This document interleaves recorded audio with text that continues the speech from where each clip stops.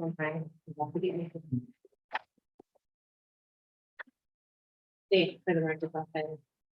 I called Jay Montijo and I said, okay, Jay, I know what you're gonna say when you go to cloud, because your account's gonna go to cloud at some point. We gotta have a duplicate, redundant, internet provider, right? So we're gonna have two. It's to make sure that we've got something. Yeah. My husband's got an 18P hotspots and he used that, Yeah. but we will have to have redundancy because it really just, we just came to home. Is this why the meeting's not at town hall? No, not town hall because of the complaints we've had there as far as being able to hear on Zoom. You can hear better in this room. It's a little bit better constructed as far as I go. I don't have to call team. So we're trying to do this until we can get town hall figured out, which we think we got figured out. So planning board is going to be the beginning day here on the 23rd. Now they're plugging things in. So hopefully by next meeting. To Sam, right? Well, Sam is coming. Oh, yeah, good. Yeah. Sam is going to host a meeting on. And now we're ready. Yeah. Okay, so we're back. So sorry about that. Technology. This has just been a terrible day for technology. Okay, so we're back. So public comment, Ms. Shimkus. Thank you for allowing me to speak. For family reasons, it's almost impossible for me to come to these meetings, so I just thank you for allowing me. I noticed on today's agenda, the MOU with St. Mark. And this is opposing opinion, take it for whatever it's worth. I hope it's helpful.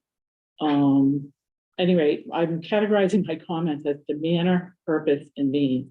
Okay, so you're supposed to wait till that item comes up. to talk about it. I know, and I'm Because sorry. of what you just said about your family, I Yes. assume you can't sit here for the whole Yes. meeting. Okay, we'll make an exception, but that's the normal rule. I'll make it very fast. I'll read as fast as I can. Okay.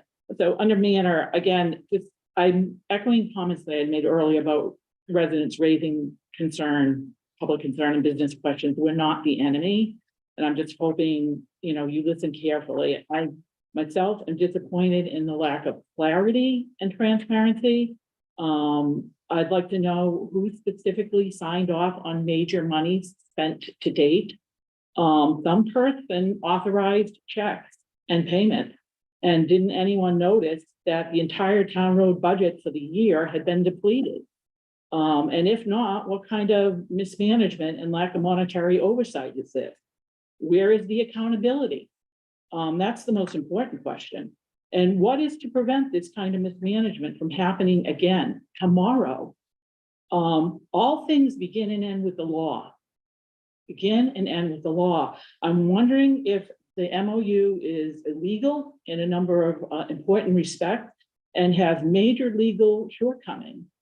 I would suggest having it reviewed. I suggested that before, and apparently that didn't register, but I'd suggest it again, have town council write a brief opinion, one paragraph, as to why he believes this is a license and not an easement.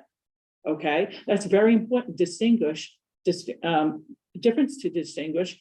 Take it to a lawyer. They all specialize in slivers these days, who specializes in easements versus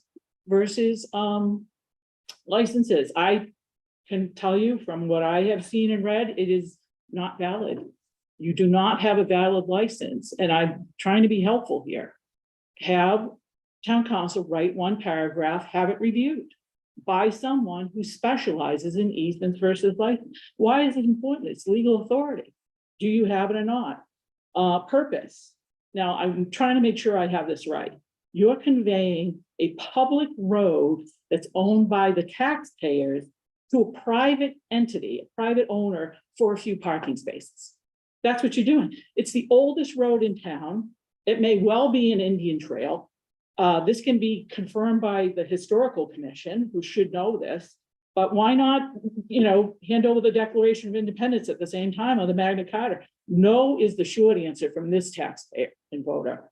And it's been confusing because the original concept plan that was sold to the public by concept plans that were undated, unsigned. I've reviewed plans for 35 years. I've never seen that in my 35 years, okay? And not footnoted, okay? All done purportedly, allegedly by VHB, depicting land as owned by the town that wasn't owned by the town. It was confusing. And that's, I believe, was attached to the emergency in quotes, application to the state for a grant for funding. Confusing to everyone, including the public. And by the way, on my Southborough, Karen Galligan and DPW gave them that plan. February 21st of 21, an article was published, and the swap, which was never really described as a road, okay, was the northeast corner of 85 and Main, outlined in yellow. What the hell? I mean, what is it? Is it the, no one mentioned a road, okay? Again, have been in real estate for 35 years. I didn't understand it until I printed that attachment A in color, okay? And then I understood it's a road taking and decommissioning of a road. For what? For parking spaces?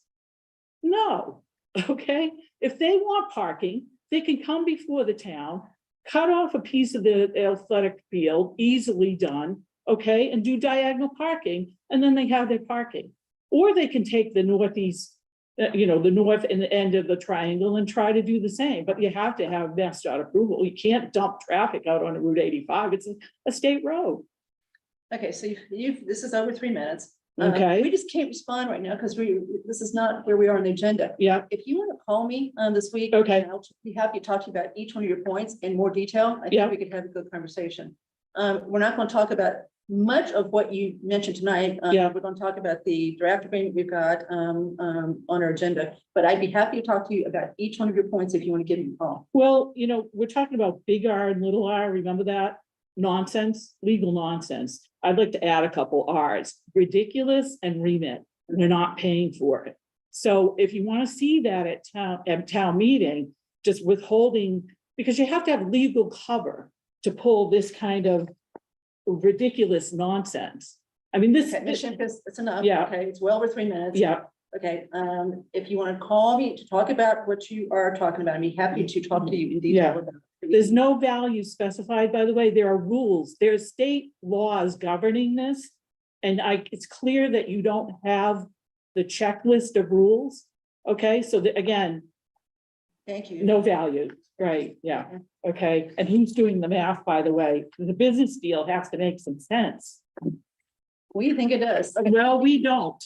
Thank you. Okay, now. Yeah, I was done that. Ms.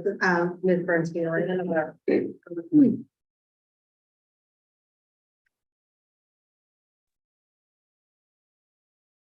Hi. Am I there? About the part right now, we're going to talk about it when we get to it. I let Ms. Shipkus talk because she's got a family issue that makes it hard for her to come to these meetings, so out of courtesy to her. No, yes, I understand. So if I have a question specifically about a couple of items on the MOU, we can discuss that when you are doing that. We're not voting on it tonight, we're just going to discuss it. Okay, that's All fine. right. Okay. Nope. Okay. All right, now come on. Okay, so that's it for public comment initially. Okay.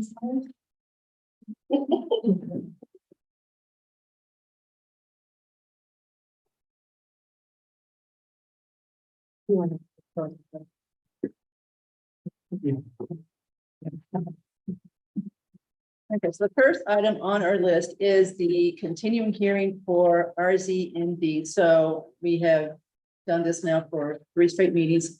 So we continue the hearing tonight. Mr. Perkins. Madam Chair, members of the board, as you know, this was an application from the applicant for the class 2 license at 264 Corderville Road to extend the number of spaces they have for used vehicles. Currently, they have 8 under the license. They're looking to expand to 14. Town council has done some work with town planner, also with the building commissioner, and looked at everything. And based on his review, his opinion is that that this applicant needs to go to the zoning board for a special permit for the expansion of a pre-existing conforming use. So really, this is probably improperly before us right now. That all needs to take place at CBA first, and then it can come back if the applicant wishes to come back and try to amend their license after that hearing is done. We have notified the applicant. They understand the process and path that they have to go to, which is probably why they're not here tonight. And so I would recommend then that the board basically close the hearing tonight without a finding. Any further discussion?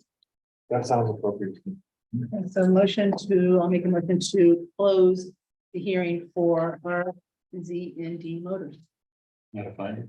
without a finding. Second. Okay. All in favor? 4-0. Thank you. Yeah, welcome, ladies. Thank you, Marty, me, for coming. So you want to introduce yourself to the audience and then explain to us what MBTA Communities is all about. I'm Mimi Luttrell, Chair of the Planning Board. With me is Martin Houlihan, Planning Board member, Colin Stansfield, Business Administrator for the Planning Board. So I'll give you a general overview of the MBTA community and then discuss what the action plan is and hopefully get your support on it. So the MBTA communities is a new zoning legislation under Chapter 48, Section 3A, which requires any community that has a MBTA transit station within it to comply with this new requirement, which requires as-right multifamily building at 15 units per acre. Southborough has a commuter rail station, so we are one of the 175 MBTA communities. What's required of us is a minimum of 50 acres, which would be 750 units total. 10 of those 50 acres have to be within a half mile of the commuter rail station. The additional 40 can be somewhere. Each district can be a minimum of 5 acres. So it requires a minimum of 1 district, but you can have several districts. It can be a new zoning district or it can be an overlay. And the next step in maintaining compliance is the action plan, which just informs the state of the basic information the town is doing to comply with this legislation. And it gives a general timeline of the path to compliance. And this must be submitted by January 31st of this year in order to maintain compliance through 12/31/24. The planning board has put together a general action plan. We've received comments from Shopsy, and we're here in the interest of open and collaborative government to see if the select board has any comment. And the planning board will finalize it at our January 23rd meeting and send it off to the state. So if there are any comments from the select board, what's our drop dead date as far as making sure you've got them in time to be ready for your 23rd meeting? I would say the Thursday before that, the third, whatever that date is. Okay, today's the 17th, the 18th, 19th, well, it sounds like this Thursday. Yeah. Okay, so by the end of the day this Thursday, we need to get any comments into, I guess, Colleen? Yep. And not free. So Colleen, as far as anything you think should be incorporated in their submission that they're going to have by the 31st. So, and just an update, we did apply for the community outreach grant. So we're hoping to get that because, you know, I think the outreach to the community is going to be a big factor because it's a by right multifamily zoning. You don't have multifamily zoning. So get people out there and really understand what the end result is for this zoning district.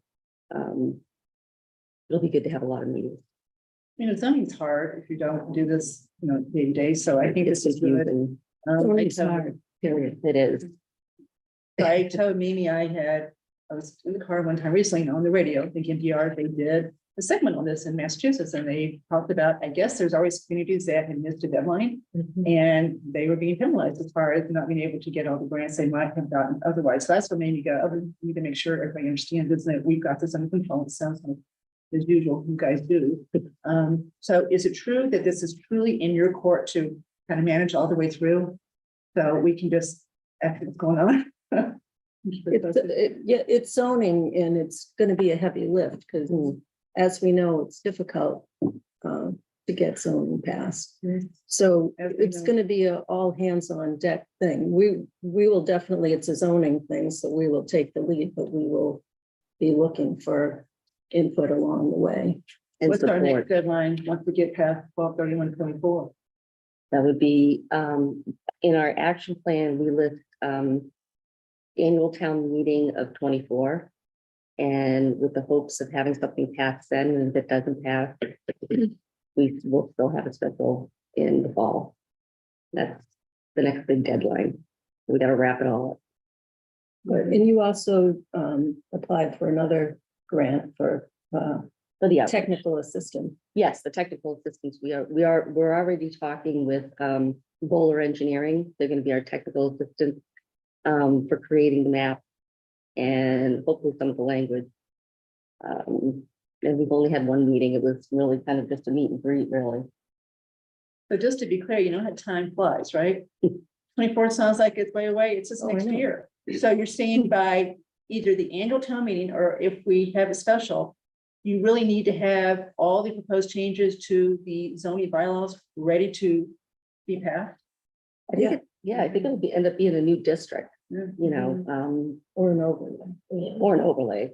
And importantly, I think we've added additional funding into the budget that we'll be discussing this month, I think on Saturday, to be able to supplement anything that we don't get in grants, because I do think this will cost the town and we needed to be advanced thinking about that. So we did put some money in the budget to be able to ensure that. So I'll be at that meeting defending that budget.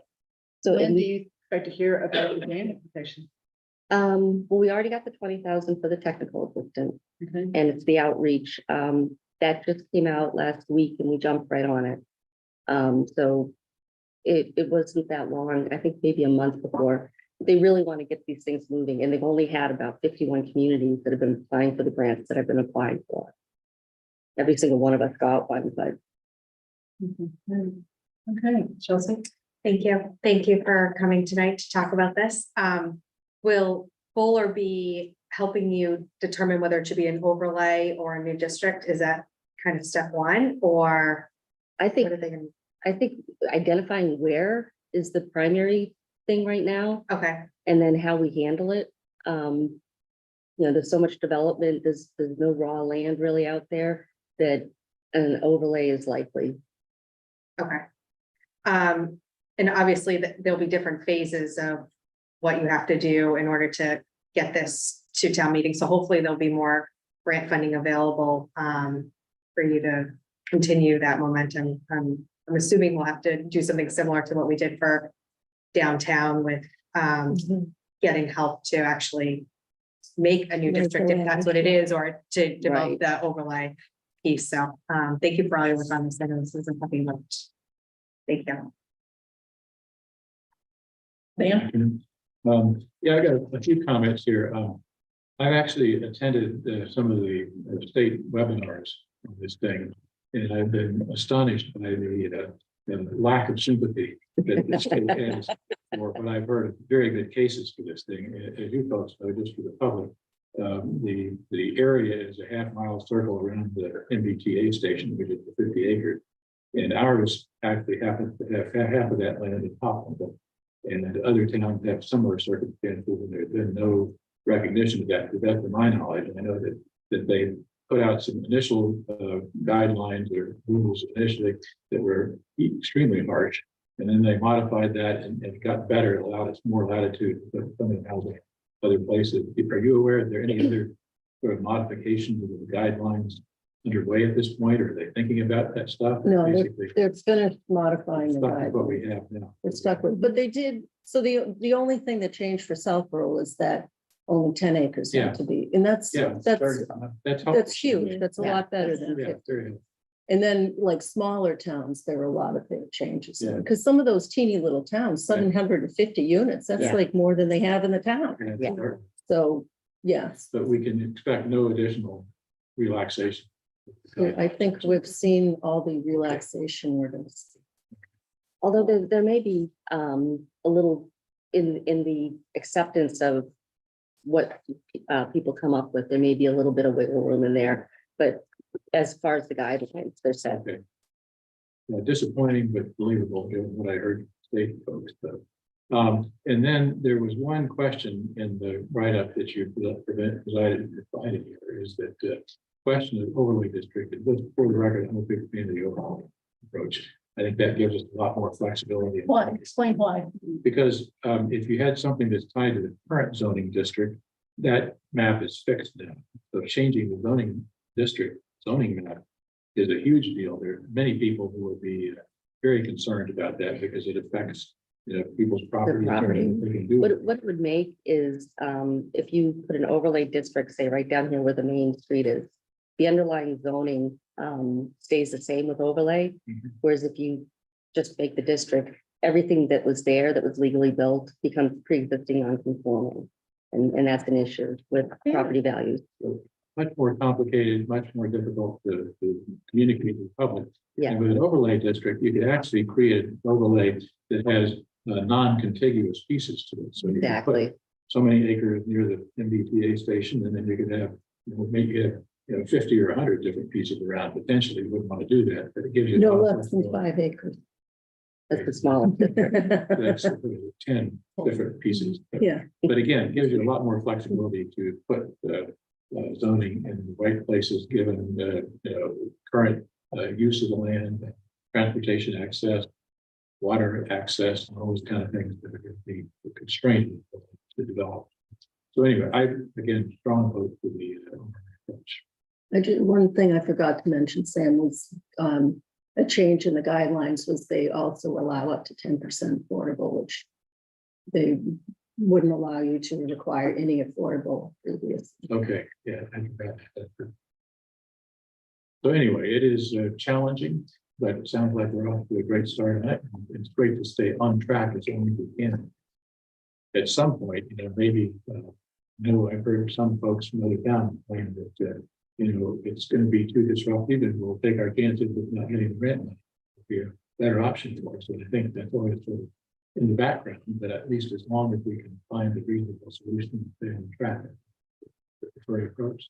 Well, and to that point, where people aren't gonna be compliant, my discussions with people in planning have said, you know, if you don't have that zoning district, you're opening up the town for legal matters. Will come forward. Could be, and we know that anybody can sue anybody about anything.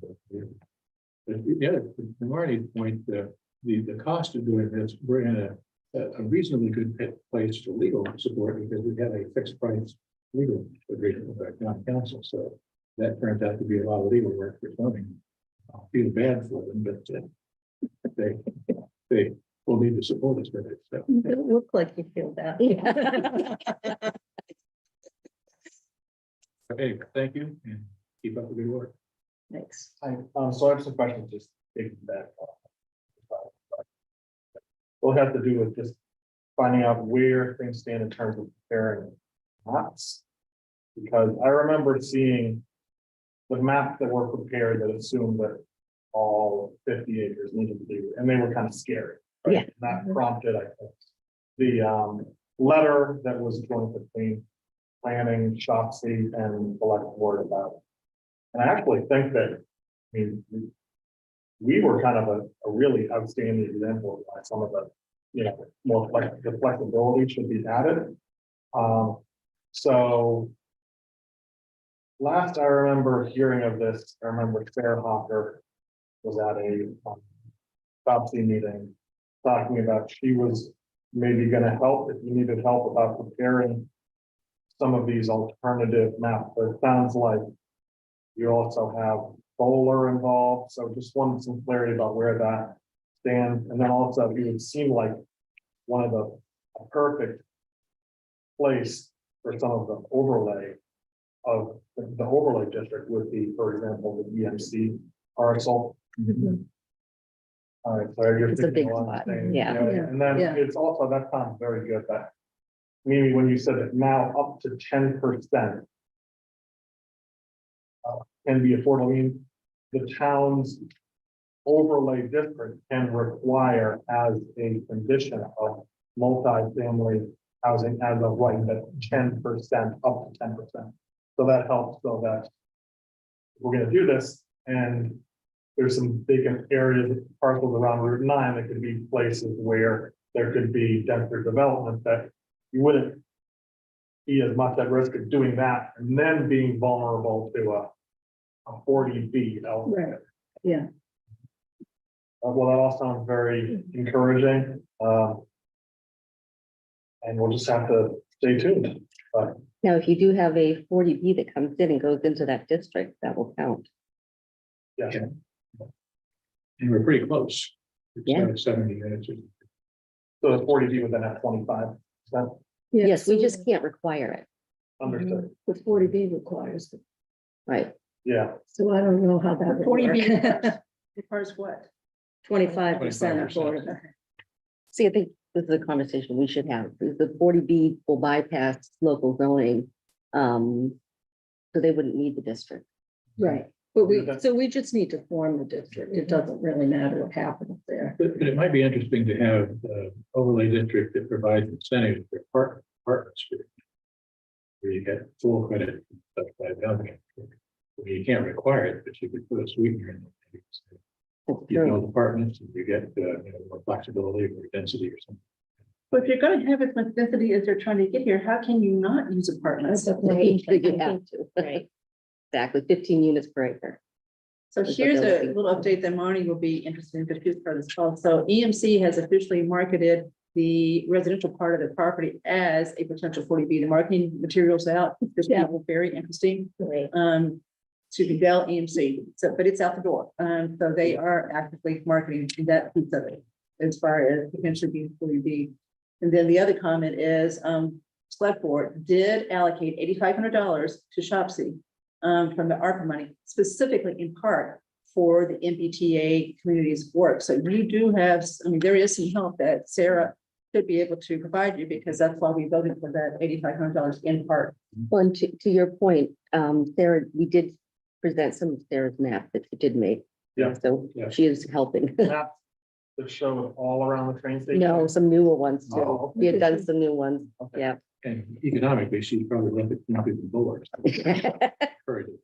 utilize her. hearing. She's And very badly, she probably knows the legislation better. Yeah. capable. Very capable, great resource. Anything else? Good luck to all of us. Seriously, thank you guys for coming in tonight. It is always so nice to see you. Oh, good to see you too. All right. Thank you. So if we don't hear from you by the Thursday, we're Our deadline. doing it. Yeah. Everybody's gonna- it's an individual comment. You're not going to. Okay. So you guys are going to decide on overlay versus special feature. Not on Monday. There was a question in the application here that you had, we had a question mark there, so they were looking for an answer about how we're going to proceed. This is just it's kind of Oh, a, did we fill, I thought we filled that in. I thought we checked, overlay. It's confirmed overlay versus state law. Yeah, and we hadn't done enough work to know yet. Well, So so I don't think it even matters. We don't We have could to. put whatever and change Okay. it. It's Yeah. non-binding. Yeah, Not written, these are not Okay. written in stone. right. yeah, it's written on Yeah. paper Yeah. I think the state just wants to know that that you it's work. on your mind and you're moving forward. And they're not. That holding year's gonna you to pass fast. That's the truth. Thank Well, you thank you very guys. much. Thank you. Thank you very much. good luck with the video and audio. There's something in the audience.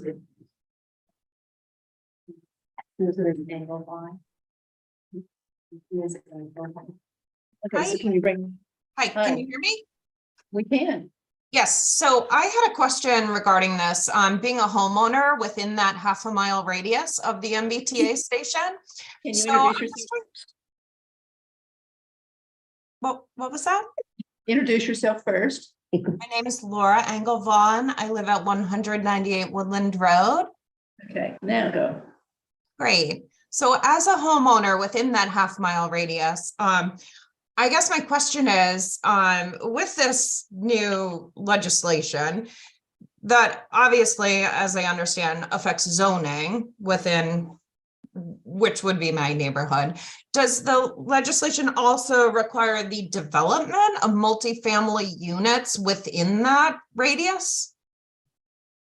No, the legislation requires that the town adopt a district or several districts or an overlay. That are by right, which means they're allowed to go in there and build dense units. Great. Thanks. That answers my question. So we're not required to build the units, but the land needs to be zoned in a way that if someone wanted to go in there and do that, they would be able to. Yes. Yes, Wonderful. but we don't know where that is yet and nothing has obviously gone to town meeting.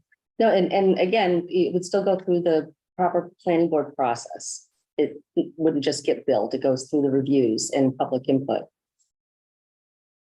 Correct. Great. Yep, that was my question. Thank you. All right, thank you, ma'am. Is that it? Okay, so the next item on the list is there are two proposed changes to bylaws that are being proposed by the Conservation Commission for our town meeting in March. That we have a really nice summary in our packet from Melissa Dancer from Concom. The item tonight is to decide whether we are willing to go ahead and refer this to the planning board so we can work in parallel and not hold them up because, as we know, time is flying. Right? So we're not going to discuss this in detail, right? That's not what we're trying to do. We're trying to decide whether everyone agrees that that is an appropriate step so they can start their work and we not hold them up. Yes. Okay. Agree? You think, Andrew? Yes. Okay. Okay. So I And Chelsea- Melissa is here. I don't think we need her Okay. at this point unless somebody's got a question on the actual proposed changes to the bylaws, the two changes. No, I don't. I mean, all this is to say planning board go, right? You guys start your hearing so that we give them time to get through their process before town meeting. I mean, we're already almost 2 months, oh, it's barely 2 months away. Yeah, no, Right? Yeah, I think this is the right approach. I listened to the Concom talk about this stuff. It tightens up a number of things that cause problems in the past. My only question is, I'm assuming town council has reviewed this at this point. I don't know. Yes, I know that, council has been working with Ms. Danza to Okay. this point on Good. this. As long as he's tightly connected there. Any question? I'll get it At done. least it's all here, right? If somebody sees it come in, let me know. I'm going to. All right, so I'm gonna make a motion for the select board to refer the proposed bylaw changes from the Conservation Commission to the planning board. Second. Anybody agree with the motion? All in favor? 4-0. Okay. So Mimi, we have referred. Okay, we have referred. Referred, okay. It's in your report. Go for it. Right. Okay, next is chair's report. So I've got a few things. One thing I just wanted to clarify is the closing of the medical marijuana facility in Southborough.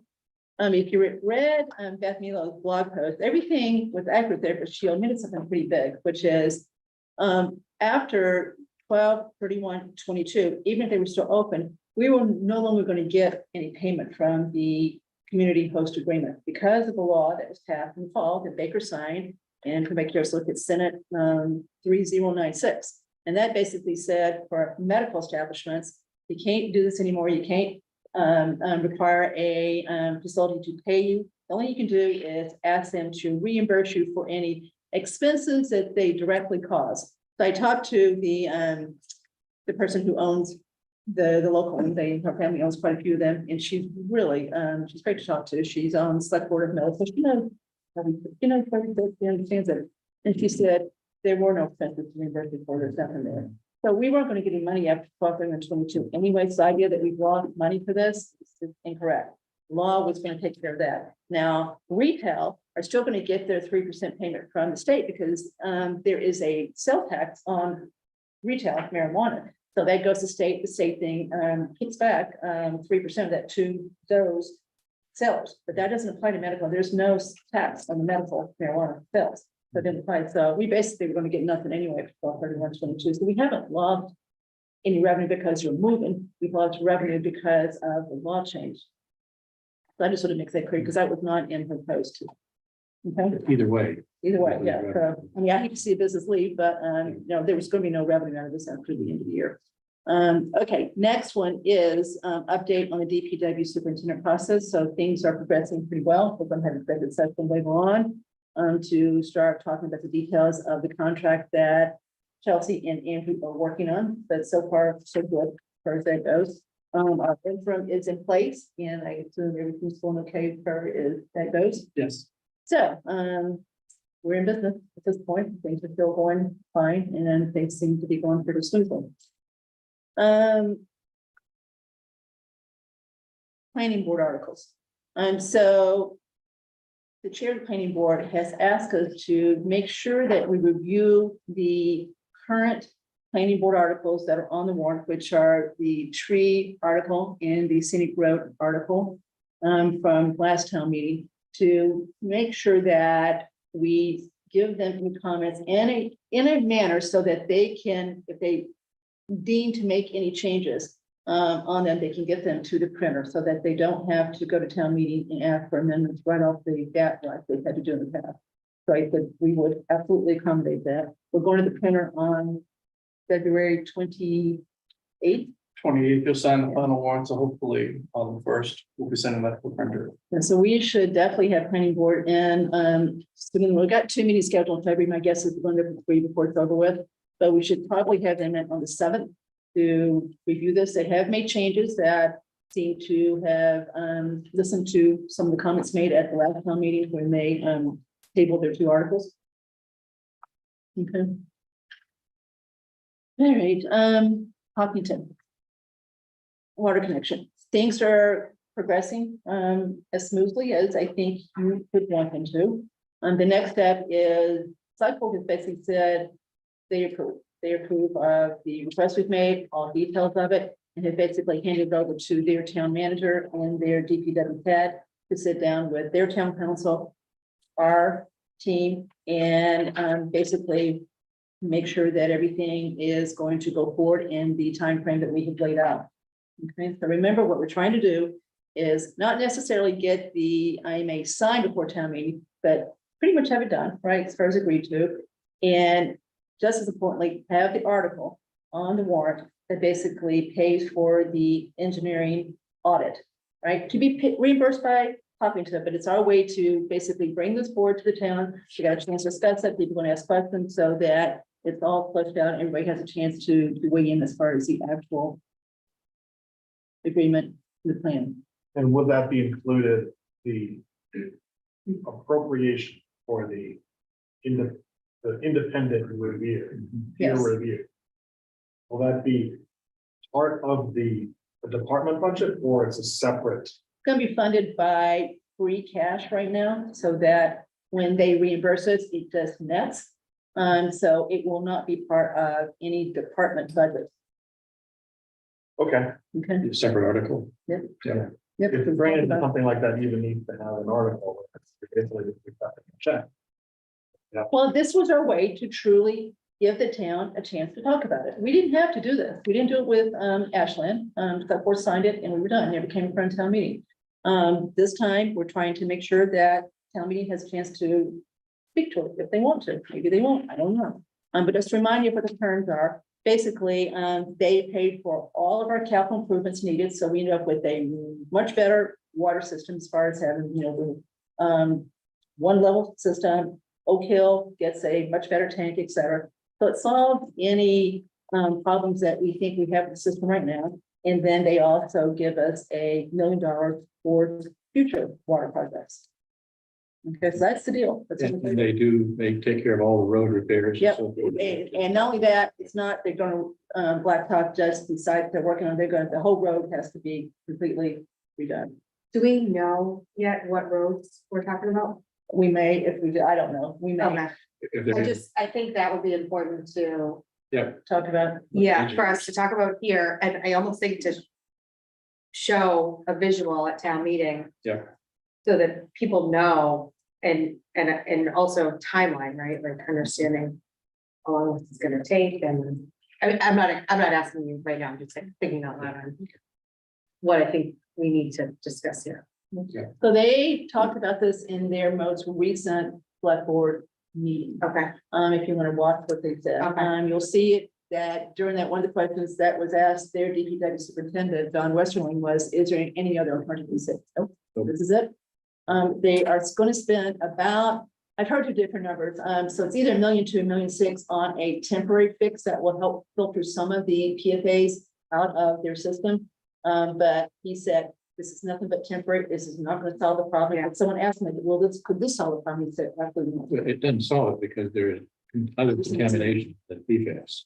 So PFAS is great to get out of the water. That's not going to fix the well problem. Yep. So, Yep. and given the way the MWRA system is constructed, we are by far the most logical connection point. Other options would generate a lot more pipes, so forth, than constructed. So. Okay, so that's where we are at the moment. Mr. Haggerty asked me to ask the public to return to census forms, so I'm asking the public to return to census forms, and you can get it back so easy. All you do is gotta scan it and email it. Was this on the agenda? This is a chair's report, that's all it is. But there was deliberation on a subject that I think a lot of people have interest. I don't think we deliberated, we basically updated and we asked, we didn't make a decision, so I don't think we deliberated. We can talk about it, I don't think so. Okay, so moving on. Mr. Haggerty wants everybody's census to return ASAP, and you can do it easily by scanning and emailing it, mailing, whatever you need to do, but he presents the public return. Okay. Okay, I think that is it for me, Mr. Purple. I do one quick number update. How come you just let this, I'm going to him. Well, no, you've got something, I'll be quick. So you just had something in your packet. We received 2 notifications from the lottery commission. They're looking at putting in Keno monitors at 2 different locations. One is the Southborough Turnpike Golf at 344 Turnpike Road. The other one is Fitzgerald General Store, 110 Southborough Road, Southville Road. And the board gets these notifications in the event that you would like to object to the issuance of the Keno license for either locations, you've got to claim your right to a hearing, before the lottery commission within 21 days of receipt of the notice. So, the objection must be, and I'm just reading from the memo, as a result of an official action taken by said city or town regarding the Keno applicant. So if they have a license with the board and the board has had to suspend the license, the board has had to, take some level of action, then you could ask to appear before the lottery commission to oppose this going in. So I just wanted to make sure that the board was aware that we do have that right.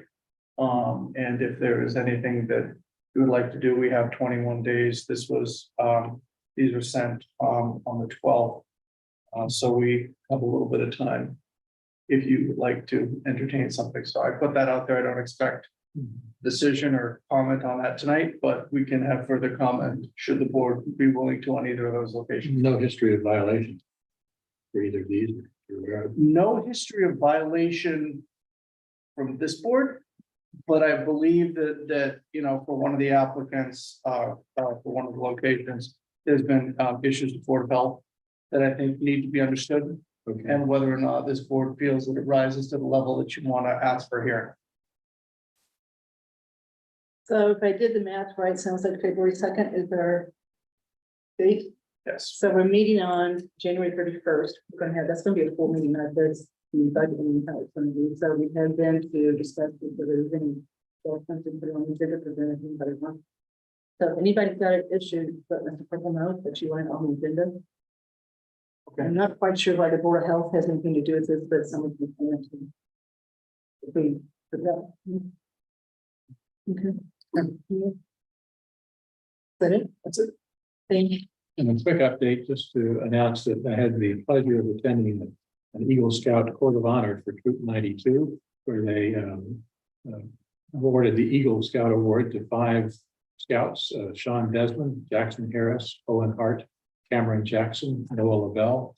And I had the honor of presenting a certificate of achievement on behalf of the town and the select board. A great ceremony, and I'd point out that Southborough seems to produce an unusually large amount of Eagle Scouts, various troops here. So great work by the Scouts, and a great pleasure to be part of that ceremony. Thank you. Excellent. Okay, consent agenda. So we've got A, B, C, D, E, F, and G. Anyone want to hold A, the minutes? Yep. Okay, B, C, Yeah. D, E, F, G. Yes. Yes. Okay, so A, C, and G. Okay, so I'm gonna make a motion to approve B, consent agenda items B, D, E, and F. Second. All in favor? 4-0. Okay, so let's start with the minutes. So who held those, Sam? I know A. Yeah. Okay. December 20th. Mhm. Line 36, and again, these are scrivener's kind of things, to appoint. The Okay, line 278, back me up on this one. Yeah, Owen James Nichols Worley usually goes by James instead of Owen. So, Yes. That's true. That's it for me. okay. Anything on, so nothing on the 3rd or 4th? Yep, the 3rd. Yeah. Again, Anybody else on the 20th, December 20th? No. Andrew, okay, so now 3rd. In the scrivener territory, line 48, a question mark on the name, I think that was Laura Ann Vaughn. When I looked. Yeah. You just had her on. Okay, Yeah. all right, Line 49, there's an extra B, THE there, repeated. And line 87, Alan Belniak is the EDC vice chair, as opposed to EDC member. And line 98, Marika is misspelled E on the end instead of an A. And line 134, I'd add and to the ad hoc. And line 187, DPW.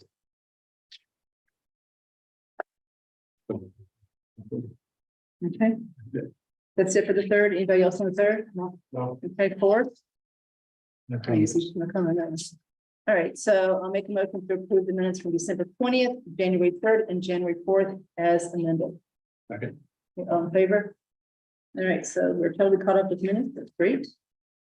Okay, the next one held was the appointments to the new standing capital improvement planning committee. I'm going to. abstain. We understand one. That's it. Yeah. Okay, so Chelsea is abstaining because her husband is on that committee or being appointed to the committee. Okay, so for the other two, any questions before we go on this one? Well, it's great to get this done. It is. Okay, so I'll make a motion to basically approve item 5C, the appointment of the standing capital improvement planning committee. Second, Okay, all in favor? It's a 3-0-1. barely a quorum. Yeah, we got it. That's true form. That's good. Form's form. Okay, the last one is G, which is the approval of the take-home vehicle for DPW operations supervisor. Let me get my notes. Okay, so first of all, this shouldn't even been on here. Mr. Purple made a first mistake by putting this on here. So Mr. Purple First first on mistake here. this year. I said first mistake. I said first mistake. Okay, so long story short, Mr. Purple thought that the process to approve the ability for the DPW operations supervisor to take a car home had to come in front of the select board. It does not. So I'm just going to read this because I think it makes it a little clear if everybody understands what happened here. So I'm just doing this. It shouldn't have been on here. We're not going to vote on it, but I want to make sure the audience knows what happened. Okay, so the DPW operations supervisor position was created in May 2020. Second month of the pandemic, right? We keep that in mind. So still got it done. Because it involved an added responsibility to an existing union position, it required negotiation with the DPW union. On May 19th, 2020, Karen Galligan met with the board in executive session to review and approve a side letter with the union creating the position. The side letter was approved by the board unanimously 5-0. So I think Lisa and Sam were on the board then. One of the conditions of the side letter was that the operations supervisor would be provided a take-home vehicle. So by approving the side letter, the board has already approved the use of a take-home vehicle for this position. While I was right that the approval of the vehicle was never sent to the board for approval, it was not because of an oversight on the part of Ms. Galligan or anyone else. And I'm reading this because in the packet that went out to the public, it said it was Ms. Galligan's oversight. So I just want to correct that it wasn't. Okay. Simply because it was already done through the board's approval of the side letter with the union. Then Mr. Purple apologized because he made his first mistake. I do want to point out that the attached side letter, which I'm going to read the pertinent parts of in a second, the attached side letter was anticipated to be incorporated into the new CBA effective July 1st, 2023, when we just signed last year. And it was an oversight on both parties that it did not happen in the last round of negotiations. Labor Council believes that the language of the side letter remains in effect until it gets added into the CBA officially, or the two sides agree to do something else, which we have not. Unless the board wants to take a different path, we will add this position into the next version of the CBA to be effective 7/1/2025. Okay, now the actual side letter, very simple, one page. I'm just going to read the two pertinent parts of it. It says the town shall establish an assignment called operations supervisor, which shall consist of duties set forth in a job description developed by the town in consultation with the union. That's number one on the side letter. Number 5, the town will assign the operations supervisor a take-home vehicle and a town cell phone for use in connection with town business. So I think it's pretty cut and dry as far as where we are at this point. Mr. Leroy is the person that holds this position. He has been taking a vehicle home, and right now he is driving Ms. Galligan's old vehicle. So the only thing I think to discuss in the future, once the new DPW superintendent is seated, is which vehicle is appropriate to assign Mr. Leroy, right? We want to take into account the cost, et cetera. He deserves a vehicle, but we'll talk to the new superintendent about that because I assume he or she will get the vehicle that Chris is driving right now, so we can find another one. Okay. Any comments, any questions? No, I think that's, You okay? yeah. Dan? I'm okay with it. I got a couple of comments. One is that there was interesting conversation with the capital committee about the purchase of a truck for DVW. And I think that they raised, I think, points consistent with what you're suggesting, Kathy. We got to think about, what kind of vehicle is having miles put on it, taking home. And ideally, it'd be a fuel efficient vehicle as opposed to taking a large truck driving down. But in certain circumstances, if there was a pending snowstorm, then you need to take a vehicle that you could get safely to and from town. So, and I hope that people will be flexible with that. I think it's an easy way to deal with that. The second thing is this whole issue can be back to the policy again, which I vaguely recall, but didn't really hadn't read it all the time. And it's pretty clear in there that the town vehicles should be lettered, having the town seal and department. I actually think that's an excellent idea just to reinforce the marketing visibility for folks seeing a vehicle driving around as a town vehicle and we're out the roads and after things that way. I think that's a useful device, and I would encourage us to actually enforce that piece of the policy. It shouldn't be that expensive to put vinyl overlay kind of things on the car. I've done that on vehicles in the past, commercial vehicles, that expensive. And maybe, we don't know the department name for certain vehicles, that's okay. In certain vehicles, you can't letter the police undercover vehicles, for example. But to me, there's a good step in the right direction. And I assume many other towns do this. Oh, yeah. So you're talking about like for building inspector? Yeah, building inspector, facilities department, for example, as a vehicle. And again, I think it's a good use of vehicle. I've had a couple of people comment to me, why are we providing these vehicles? The alternative is to pay people mileage rates for their existing vehicles. The federal rate is 60 cents a mile, or something like that. So if we've got vehicles that are now used, ex-police cruisers or something that we could repurpose for people to drive locally, I think that's a very economic way to get that done. So we don't have an agenda to get into that policy at this Yeah, point, so noted as far as what you said. But again, to reiterate why Chris Leroy takes the car home or vehicle home is because he's on call. That's Yeah, what part of the right. job is. He's the Yeah, on-call yeah. person, whether it's a Yeah. DPW. Okay. Andrew, any other comments? No. Okay, so there's nothing to vote on. This has been totally moved because there was not a issue to begin with. You agree, Mark? Yes. All right. Okay, so other matters. So we're going to talk about the budget for a moment. Remember, we've got our budget powwow on the 28th all day, 8 to 5. We're going to have lunch brought in and we're going to do pizza for the board and for advisory for us. Quick pizzas, and we've got to double down real quick because it's time for lunch. It's going to be a long day. But what Brian and the finance team wanted us to do is to provide any more direction to them before that meeting. So departments know where things are going, right? They're not blindsided when they realize that we've got a problem here, that we've got to cut something out of this. So Brian sent you in your we got our packet, basically 2 versions of the budget. And I'd say ignore the one that has nothing to do with the split in it because it's not realistic. I go to the other one that has the estimated split between residential tax rate or residential prices going increasing and commercial prices increasing, right? So commercial can still go up. We're saying that the residential went up 123, 16% more than whatever commercial is. So that's what we're assuming now. Last year, that's about what it was. So we're trying to be conservative because we used 12% last year, and then we ended up being short when the values were finally determined. So this time we hope we have picked a conservative estimated split. We won't know much more than we know today on March 25th. So this is what we've got. So we're just going to assume that it's 16% and let the town, let advisory know what the impact is to the average residential tax bill based on that. 14 or 16. 16. The better one, the fact that 14. Well, it was 16. That we're going to do 16. Maybe I'm not a It's big. 16. I would say that's high. That's probably. No, he's got 16 too. Okay. Next page.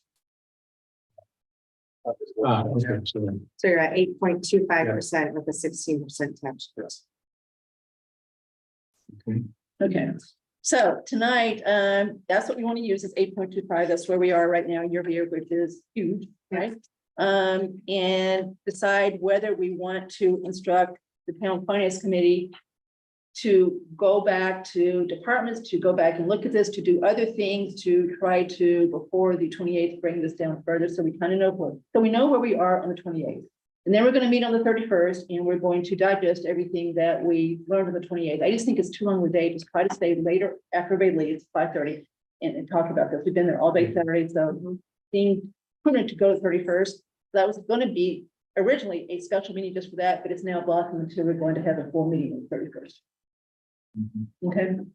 Okay, so- Any news on the school? Yes. For them? Yes, so there's a group that gets together about 4 times a year. I don't know what you call this group. So I'll take these in. Budget liaison. Okay, budget, so it's superintendent, is K through 8 chair, so it's Roger, it's Greg, it's select board chair, it's advisory chair, it's Brian Valentine, Paul Sabelli, Carla, and Mark. Did I miss anyone? And Jason Melanowski from Capital. That's the group that's been meeting for a few years, right? I mean, I've been involved since advisory, so I don't remember it not meeting.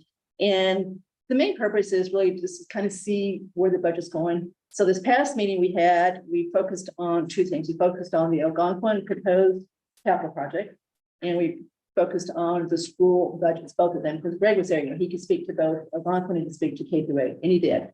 So if you turn to the page that has the school budgets on it, I'll tell you where I think this may be going, but it's definitely not written in stone, because they still have so many things that they need to nail down before they have it.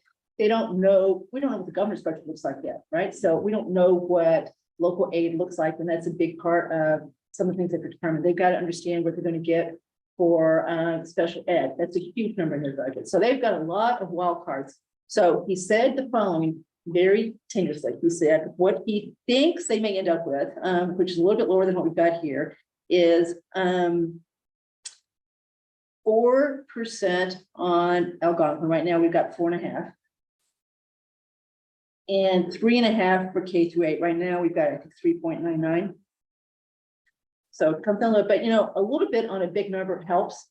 So that's by far the biggest factor. So hopefully that will bring it down a little bit if they are able to do that. So TBD whether they can do it, but that's what he's striving for. Any enrollment projection update? Because Yeah. that's helped us and hurt us. It's done, nothing was truly agnostic this year. So the enrollment percentage between the 2 towns on October 1st, which is the measuring date of 22, is exactly the same percentage as the previous year. So remember last year, ours went way up compared to Algonquin for the first time. It's now even, so it's been the same 2 years in a row. Okay, overall, enrollment has gone down, but the percentages are the same. Yep. So that 4.5% he has there is a real budget increase. It doesn't reflect any of the machinations that occur when you start factoring in the population split. We should advertise Northborough School for people. Prevent it.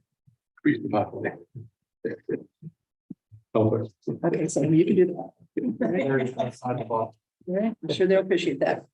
Okay, so that's where it's goes. So if you put that in there, which I think we should ask Brian to do as another version, to see what that gets us. I'll take it down a little bit, right? Remember, every $425,000 that we take out of this, either add or this budget will reduce the tax rate. They project the tax increase by 1%. Okay, it's not 400, it's 4.5 because our budget gets bigger. So that number is going to expand over time.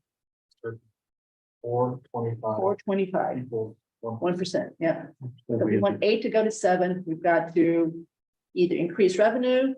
We've got to net out $425,000 in this budget.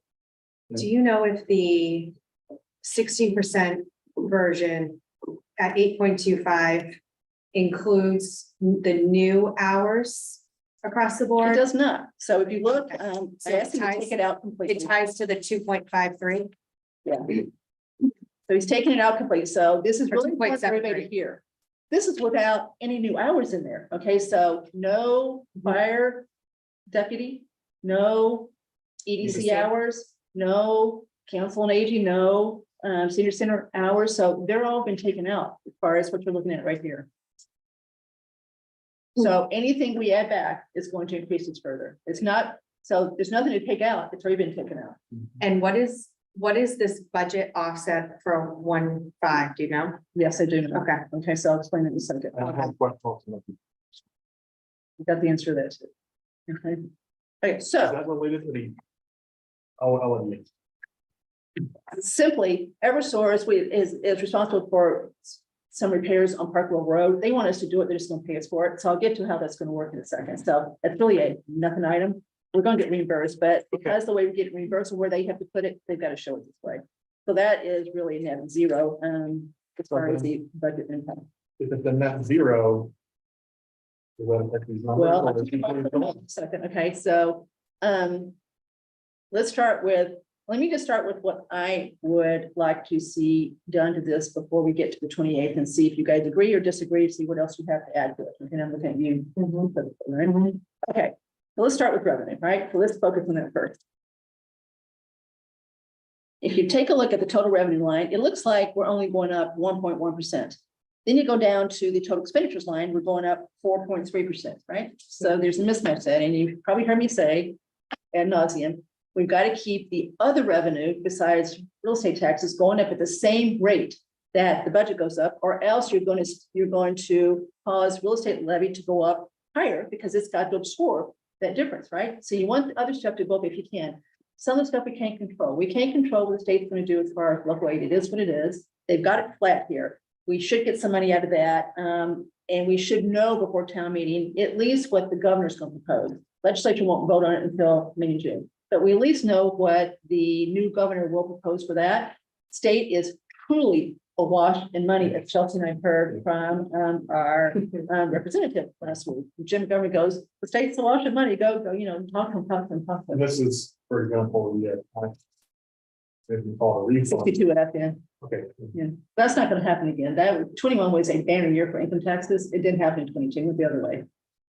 So that's probably not gonna happen again, but they've got all this money they got a ton of ARPA money left. They've got money that came from all the COVID stuff that's still sitting in the coffers. They've got to, he said the problem is they just can't get it out the door. That's what you told us. That's the problem, is not that they don't have it. They just can't, they don't have enough staff to process applications, grants, whatever. They need more help to truly shove it out the door. So we said, go help them, give them a reason to get some of it out the door. Okay, so stick with me at 1.1. Now, the reason that's a little misleading is you got to go through and see how you got there. Remember that we put in this as revenue and as a expense, the CPA for the year. So whatever we're going to spend on CPA comes in and comes out. So that's misleading. That's always going to be a different number. So throw that out.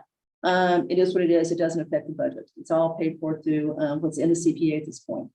We're going to talk about free cash in a second. Local receipts. It's going the right way. This is one that Carla and Brian, understandably, and probably Mr. Sabelli, are very conservative with. This is the one where our excise taxes are by far the biggest number, transfer station. There's a lot of stuff that goes into local revenue. If you've ever seen the spreadsheet, but by far, the biggest part is car excise taxes, which depends on how many people bought cars in 2022. Remember, there was a period where you couldn't buy cars. Because they didn't have parts, there weren't enough cars, and then now it looks like that's freed up a little bit. Used car prices are going way down because of the flood of used cars. So they don't know. They wait till they get what they call their first big report from the state on what the excise taxes are that we all pay in March for our old cars. So that's coming in. So they just don't want to be overly aggressive with that number. The state also encourages them to be very conservative because this is where our free cash comes from. This is where 80% comes from every year, is this number being underestimated, right? Yeah. So there's always going to be some room there to hopefully increase it a little bit. So all I ask is that this is increased by at least the overall budget increase, which right now is about 4%. So they're not there yet, but they're getting close, right? And they're right, we're going to lose the con revenue, right? But the meals tax is kicked in full now, so that's going to be a full year of that for the first time. So we got to talk about this. They've got to agree to do this. This is not something we vote on. It's not something town meeting votes on. We've got to talk to Carla especially and Brian to see if they've got a justifiable way to raise it. So hopefully that'll come up a little bit before we're done, right? Yeah. Okay. So there's that one. The other one I wanted to point out is, and this is one we should ask Brian, every year they estimate the new growth that has taken place between 1/1 and 1/1. And they usually use 450,000, excuse me, that's so this is value, so you gotta divide that by the tax rate, so they usually use a number that's fairly conservative every year. That I can remember, the actual number that's come in is higher, you can see, look at the last 2 years, so it's always been higher. So I hope they can change that to 450, at least for now, again, every little bit helps, right? There's not any big change we can make here, so I think we're gonna have to piecemeal this and do small things to try to get, 2 or 3% knocked off of this. So that's things that we can talk about with him as far as revenue goes. The other available, see that, and I don't have a row number here, but other available, which is like 1, 2, 3, 4th up from the bottom of total revenue. That's big because we are taking everything we possibly can out of ambulance funds. So that's what's caused that one to be much bigger than it has in the past, right? Okay. All right, so there's that, as far as revenue goes. Now, the number I think we should focus on is under town, see town budget. It's going up 8%. So we've got a lot of budgets, including the planning board, who are going up a lot year over year. I mean, it's not just one, it's a lot of departments, police, fire. There's like youth and family services is proposed to go up 6%. So we've got a lot of budgets that are going up more than what we need them to go up to try to get this down. So that's what we've got to talk, I think, tonight, as far as what the instructions should be back to Brian to possibly try to start working on getting that number down. Do we want to say, without, a real special exception, we want that number to be 4%, 5%, and see what they can come back and do. You've got to get into each budget to know what the reasons are for it. I'm sure everybody has a good reason, so, don't know. I know you talked to police today, so I don't know if there's any room there, to cut there's a big, they're a big budget with a big increase. IT's big. I mean, there's a lot of really big proposed increases here. It's not just 1 or 2. That 8% is about $1 million. Yeah, so you take it down 2% if you got, so so if you took 14 million and you reduced it by, 4% would be 560s. I'd take it down a whole percent. Yeah, a little bit more than a percent. Another very small item, pennies count, is the LED light conversion. That's going to save us about 50 grand a year. Yeah, but not yet. And not immediately. I mean, they said 18 months, so by the time they get it in, I think we're gonna be in fiscal year 25. Yeah, so I don't think it's gonna help us on this, but if it is, it's gonna be at the very tail end of it. And so look at facilities, that's up double digits. Other operations, which is utilities, is up double digits. So there's just a lot of double digit proposed increases here. Well, and how do you cut that? I don't know how you cut utilities. Right, I mean, you don't really have a choice. I mean, the only way to do anything beneficial to facilities is if we're able to get a better rate. Well, that's so For the. you got the facilities budget, then you got other Downside operations. utility, yeah. So other operations is what Right. she's talking about. I don't think we can cut that because it's utilities, right? Right. We've already got a good rate on the electricity. in the town. And So this just, Well, we do for the town side buildings, but that's through December of 2023. this doesn't take into So it's the account, second half of the year.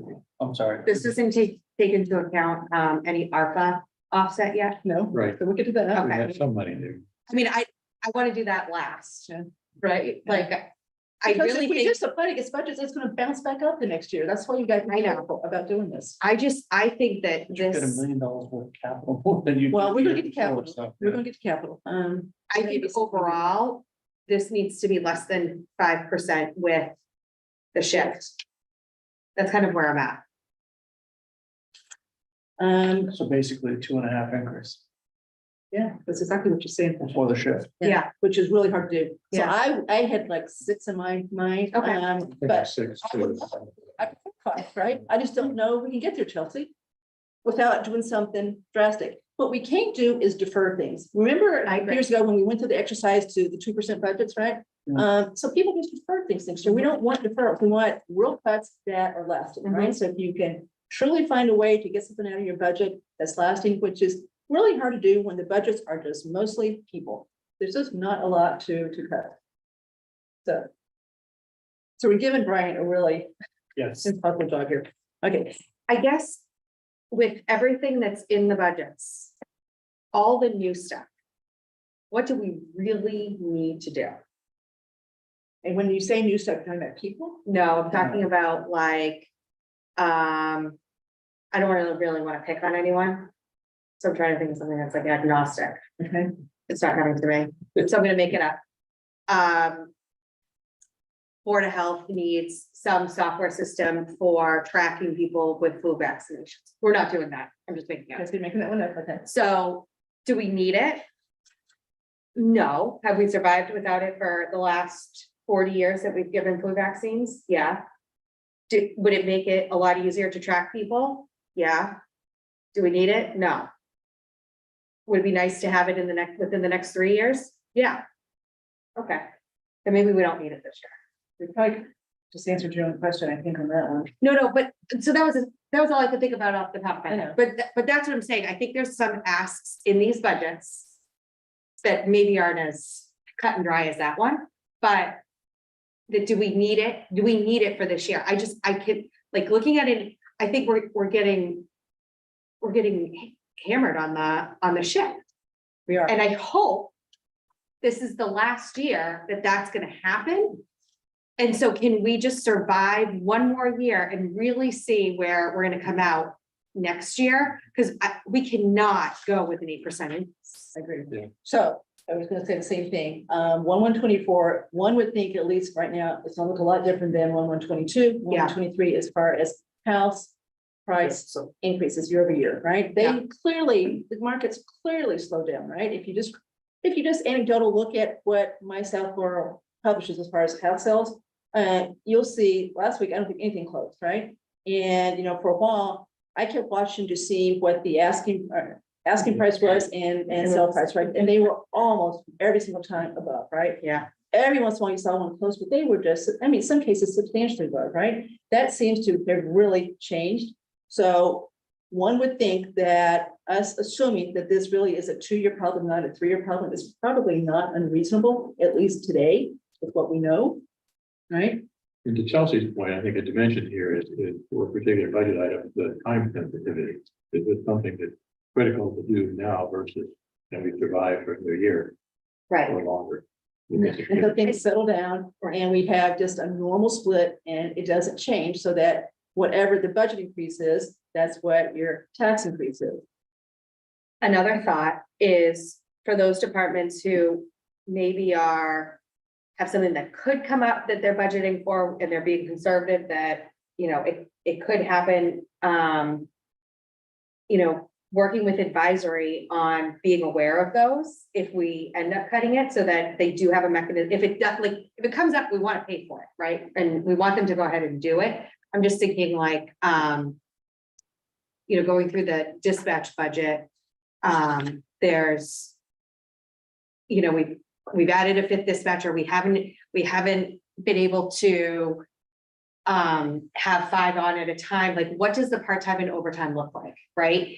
And, you know, that's just one example that I can think of, not to pick on dispatch, but, you know, do we need to increase it as much as we do? We may need to, or we may not need to if we have 5 dispatchers full-time, right? So it's those unknowns. So for the increases, you know, is there a way for us to work with advisory on those in particular? I think you just need to understand what level of liability you're willing to assume for some of these things. And that's, you know, anything with public safety and overtime is a good point. But again, you got to make sure advisory is your partner on this. Yeah. Because they're going to be the ones that are going to have to provide that cover to that Yeah. liability come to pass. Yeah. Okay, if you go back to every for a moment, it's Headley, but I think, you know, Brian really is a fan of stabilization, right? He's been trying to get this done for years. I know. We've got $16,000 in our stabilization fund, which we've had for years, right? That year, you know, years ago, probably 20 years ago, where it was $3 million and we cut it at the town meeting, went negative as far as our tax rate increase. It's stated that it's gone up a little bit, you know, it is invested, earns some income, every once in a while got a little bit of it, but it's $600,000 for this, right? It's not much. With this, we still got quite a bit of room in the levy as far as what we could do. So we definitely have the cushion there that you want. So no one should be unhappy about that. Moody's and S&P should be okay with that, so you use that as part of, what our excess cash is, like goes into that, so I think we're okay there, but I think Brian's gotta get rid of that. Nor is going to stabilization, I know it's peanuts, but I hate to do it to him, I know. but I think probably this is not the year to. So let's say we had $3 million in our stabilization account going into this year, wouldn't you want to pull some from there to Oh, help yeah, us? yeah. So like, we're almost like Yeah. putting it in to put it in because we want to put it in, but we actually could use taking some out. Yeah. But I will say this, I would never propose taking anything out of 600. No, but I'm There's just, 600, there's a reason that 600 was agreed upon. There is a math reason for it. So I think that's probably where maybe 100 can come from. I think he can get in that. I don't think he's got to do what he's doing with Eversource. I think he can get another 100 out of that. I don't think he's got to do it this way. I think he can probably get 200 more out of the free cash if we leave the 250 that we've talked about, which we'll get to when we get to St. Mark's, as far as funding the Light Touch Park, right? So that's coming out of free cash. Or if we didn't have that, we could put another 250 into free cash. I mean, but all I'd like to do is if you take a look, it's free cash from last year, it was 1,661 or 681. So I would like it to go back to 1,681 if you again keep that steady, right? Because that's part of this problem too. It's gone down from 1,681 to 1,502. So that affects it too. That's $180,000 it's come down. So I'd like to see it go back up and not change from year to year on that one. He's got the money to do it, I think. Okay, he needs his buy-in on that one, so. and what are we doing with OPEB?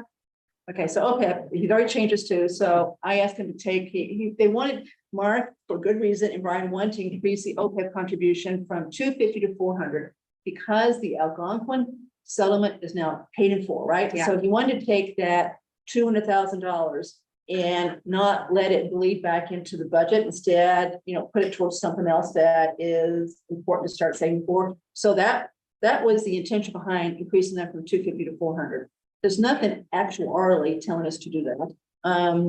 We can talk about that when we look at the financial statements, but it was just because the 250, we've got used to it. We paid, 7 years, whatever that we paid for. So just use it someplace else instead of letting it go back in the budget. I don't think we can afford to. So Brian has taken that 400 and put it back to 250 with what you're seeing here. So that's already done. Wow. Okay, so we can't do that. It's already done. Okay. But I think that makes sense too, because again, I think that actuarially, from what we've seen most recently, we will have to get to the fully funded thing by 2040. Yeah. Yep. With the 250. Right.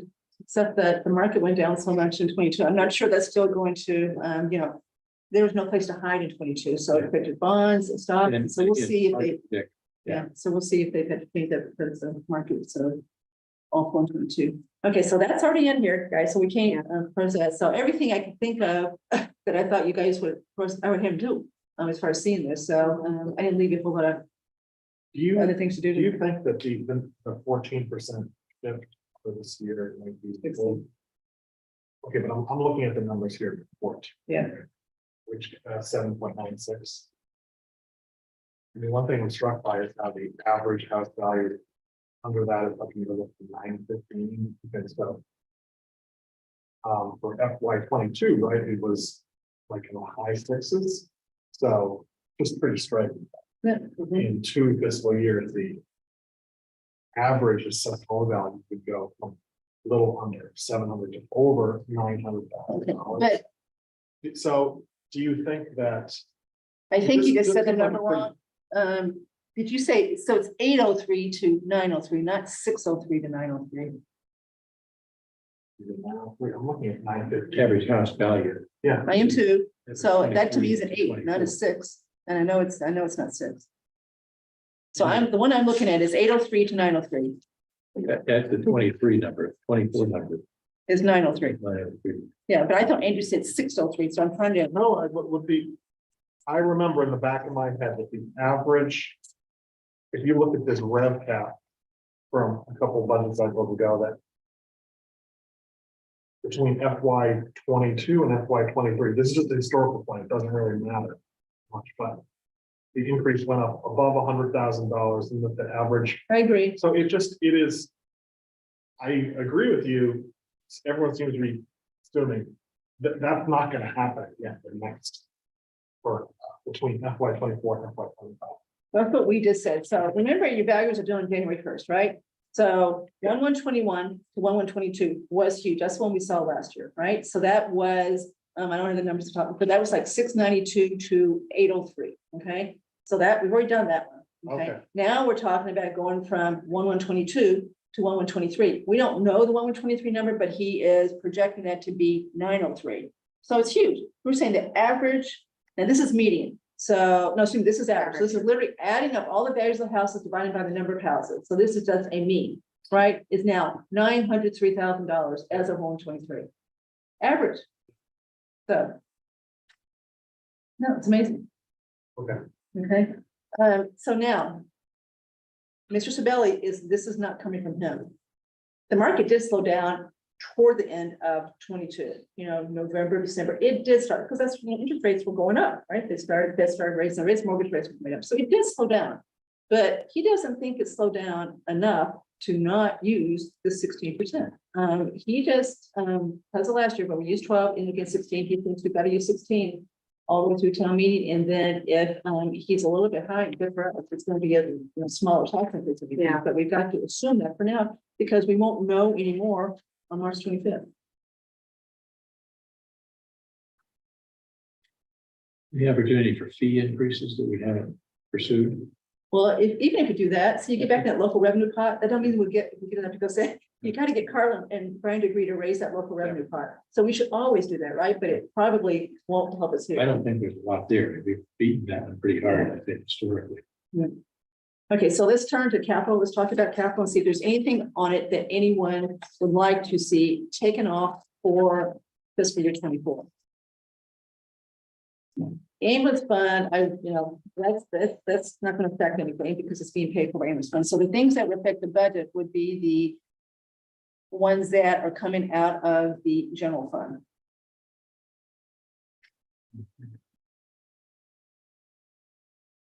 Okay, which is that yellow bunch. Okay. I mean, I hate to do this.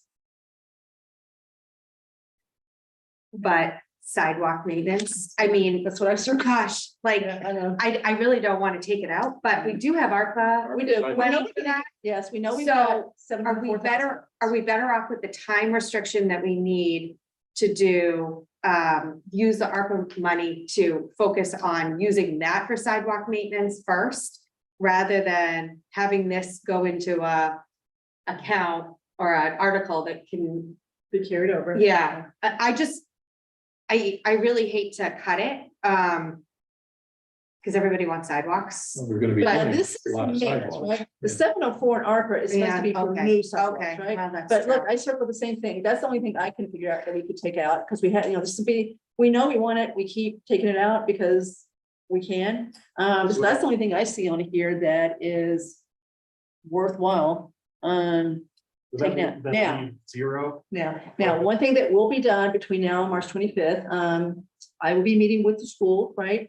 To basically, discuss our budget situation, right? So some of the things that we see here might be removed, okay, by the time we get to town meeting, but we can't count on it yet. Yeah. And we know what those things might be, we know what the prime candidates are. Yeah. Not much obvious here, other than the sidewalk. Yeah. So for the police cruisers, that's one of the biggest. 48, that's two. Yeah, The possibility for a nonprofit purchase on those. which we've done before. That's what I just said. Same, I just said, I need to go over there. We can't count it right now, but we know what we normally ask for, right? And so, you can see things that might be prime. Yeah. That, but there's nothing really big on here other than, Furnace. for PW, $15,000. which is small. right? Yeah, That's on what I'm the other saying. hand, that's Pick up sort some of, pennies here and there. So, what we can take out, we got her road money, that's not coming out. John Parent needs his $100,000, for that, so that can't be taken out. The stuff that's in that kind of beige section below it, we've already talked about, the 100,000 may come out for stabilization.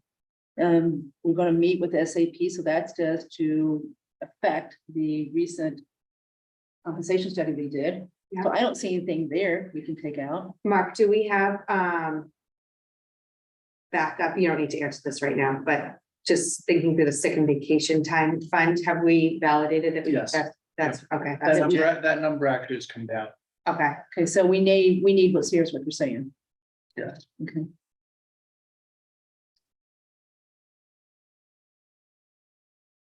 We haven't talked about, so is the aerator new on here? For the cemetery? Yeah, the aerator was a little bit of a last minute item. The capital has vetted it. Did they vet it? I'm not sure the capital is really vetted this yet. There was some discussion about hopefully between recreation and perpetual care. Taking a look at funding this, because I think it benefits both.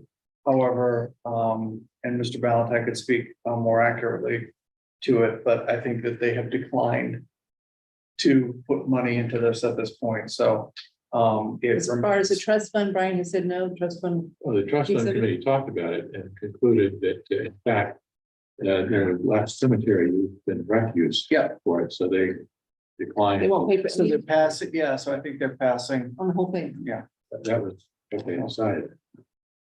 I don't know that the answer from recreation is final at this point, but that is kind of where we are. That's why it's still So sitting the there. commentary was that's more of a one-time kind of deal. You don't use that every week. So the question about rent one of those for a few weeks and do what we need and then not have to buy the thing. Mhm. So I don't know where that wound up, but DPW, I guess, was thinking. I'll do it. All right, can we stay on the sidewalk plan for a second? Is there any support for removing that besides Chelsea one, maybe? You're talking about taking it completely, Maintenance. and then, so if there's a pothole in the sidewalk, doesn't mean that it can't be fixed emergently. You just have to find money in the DPW operational budget to pay it. You don't have a part of. There is some money in a sidewalk article right now that hasn't been spent. It's not much, maybe $40,000 or so. Brian can tell us, but there's a little money there, but not. Is this an annual article that every year it's? No, we've never done it. Trying to. So this is not one where we would bounce up and down, like, so So it's if you not took like- it out, it's never been in there. You could then think about it again next year. If we've got 40 or so, you put 50 in here, so you got 100 to do some stuff with. Okay, now let's factor ARPA into this. Remember, we've got a pot of money set aside in the ARPA budget that is for general tax relief, right? But if you start applying that to just a budget, then next year, that Right. budget's gonna bounce back up. Right. So if you could find something that is we keep trying to find one-time things, right? Then that'd be the better way to do that, something that we're going to only do once. What was capital last year? Does anybody remember? About 900,000, How much? about 900, about $1 million up this year. Okay, so we could apply the ARPA against some of the capital. I want capital weigh in on this and kind of look at what fiscal year 24 or 25 looks like. Yeah. But that's where we should apply ARPA, I think, if we're going to apply ARPA is to capital. It's up this year. If next year doesn't look as bad as it, which I don't know if it does or not, that would be the way to get this down. Yeah. Definitely. We got about $500,000 in that bucket, so I will take it down one of the points. Percent plus, yeah. And And if as we much take the whole thing in here, or said, let's do half of it next year. Well, you do have to expend or allocate Okay, by end of 24. by end calendar year of 24, expend by 26, and there's some additional rules as to any payroll that you're using has to be done by the end of 24. Okay, so we got one more shot at it as far as town meeting goes. So we got this town meeting and next town meeting to, if we're gonna use it to basically say we need to use it. So time to Mark, we need to allocate by December 31st. You guys. Correct. and spend by 26. So I think though, if we're gonna use ARPA to offset some of these capital items, then we should pull it off the warrant. Yeah. Right? Yeah, And then we do it's- offer. Yeah, it'd be gone. It's gone. And as much as possible, it is a one-time kind of deal. So for example, if we to buy a vehicle every year kind of thing. That probably. Right, so not But police we're, cruisers. but we're in a 2-year cycle right now. Sorry, we're in a Two, two one, two. cruiser year, so it does fluctuate already. But remember what makes I know, idling cruisers, okay, okay, okay. so idling cruisers off. Okay. But for example, we don't buy the truck every year Yeah. for DPW. We do road maintenance, so you don't want to do that. So there's a couple things that, So, but with the truck though, isn't that split between water and? yes. Okay. Yes. Yeah, So I it's wouldn't, I would 135. keep it in water. Yeah, keep Okay. a piece of water is water. and Yeah. Pay for the, Yeah. the town side of it. Yeah. Okay. So, again, you already said this, Kathy, but there's no point in. There's no impact of taking something out that is already funded by the capital fund. Right. A revolving fund. Well, let me say this, if you took some, but be careful because what's in there is in there for a reason, right? So there's not much you could take out. A lot of it is just picking up where they left off. But if you did take it out, they can more put something else in there, but I don't know what to put in there that is. Right. The type of stuff we put in the ambulance fund. So I think you leave that alone. But not any huge pieces there, but things like police rifles, for example. One kind of deal. That's why we might, As much of the trucks. Yeah, Yeah. That's one that certainly could, because that's, they're gonna last a long time, right? Yeah. So we could take it, we could think about that as far as ARPA. Funded. And the GBWX furnace, that's a. Yeah. Non-recurring kind of thing. So maybe, I don't know, could get, several $100,000 out of that. Yeah. And And then one thing we could do, going back to budgets for a moment, so if you've got like planning board, I haven't looked at the detail of the budget, I assume that it's up in part because of what they told us tonight. As far as the extra help they need to, Okay. right, so that may be one shot, I don't know if they need it for the next year or not, but if they only needed that for fiscal year 24. Yeah. Then we could use ARPA against that and they could still get what they want, knowing that we expect the budget to go back down the next Well, that year. also that's something that kind of fits like the original intent, frankly, of ARPA. right, Okay, that's a good idea. and they could use it for more than 1 year. Yeah, sure. I mean, it would carry longer than just putting it in an operational budget if they don't use it. they lose it. So we've said it's designated, we've Yeah. allocated, and then they would just submit bills against it. Yeah. So you wouldn't have to worry about what's in a budget, nor it closing out at the end of the fiscal year. so that's again, sort of a question for Brian, it depends on how much of that kind of thing Yeah, can you find in this? And how much do we have in the general tax relief bucket? About $500,000. Look for 400, 500, see what you could find there. So what is your appetite as far as how much to use? We really should probably try to do some of that tonight, because that is our decision, no one else. Given what you said about the tax shift future, I think that's a good bet to say it probably will be prepared for 25. So I'm going to spend most, if not all of that this year. Okay, well, someone threw out a I number, think let's that agree, makes let's sense agree to me to that because You're basically kind of going all in. for this year. for 25. Thinking that's over with as far as this, divergence of increases in values. And that would not be the roughly 700,000 ARPA for sidewalk. No, that's still there. Okay, good. This is truly. So- so this, and we haven't done anything with the grid number yet. No. Because Sam won't let us take it up there. I mean, okay, I mean, so here's where I'm at. I would use I would try to have the finance team find as many one-time items as they can in this budget, including in the operational budgets. To be spent over the period of ARPA. So let's say, I'm gonna pick on planning because they're brought up that example. Let's say that they're looking for backup for technical assistance through 2026, which is when they would need to spend it on, then that gives them longer to do it. And try to find as much as he can, and then move the national grid parcel, if we max out on that, for next year. And the beauty of that, I know this is a pretty small number as far as talking, but if we had more like that, it'd be perfect, because they're waiting for grants too. If they get those grants, then we put it back into the bucket, right? So it's kind of a beautiful way to put some ARPA money. It's a perfect example of what we should be doing, if it really is one shot. And actually, I continue to believe that the grid property is overpriced at that for a variety of reasons. And we've not actually gone in and negotiated. I know So I know can we your pull price the is end of zero. the budget? Zero. Yeah. So one thing which this is anticipating and going around. One thing we haven't talked about here, but all of this discussion assumes that there's no change in the.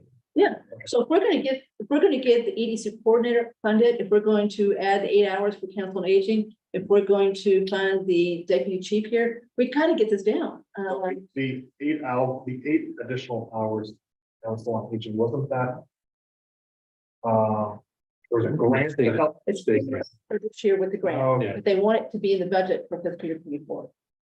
But they might get it with the, Oh, they'll still get that grant, but they Okay. just don't want to depend on the grant. Because we have asked them not to do that. We've asked them to put in their Okay. budget that they need to run their department as far as their Right. basic services. So they're just doing what we've asked them to do. But what we could do is ask them to, yeah, that's fine, but then move some of your programs over to the grant, so still lower your budget. So we could ask them to do that. I mean, 8 hours is not gonna make or break us, but, EDC, that's expensive. Deputy chief, very expensive, so those are two kind of focus It's ones. gonna be decided completely out. Right. Yeah, it's really expensive. so But for the the- EDC, I was just doing a quick. There, so it's So it's been pretty good. 70, the increase on the.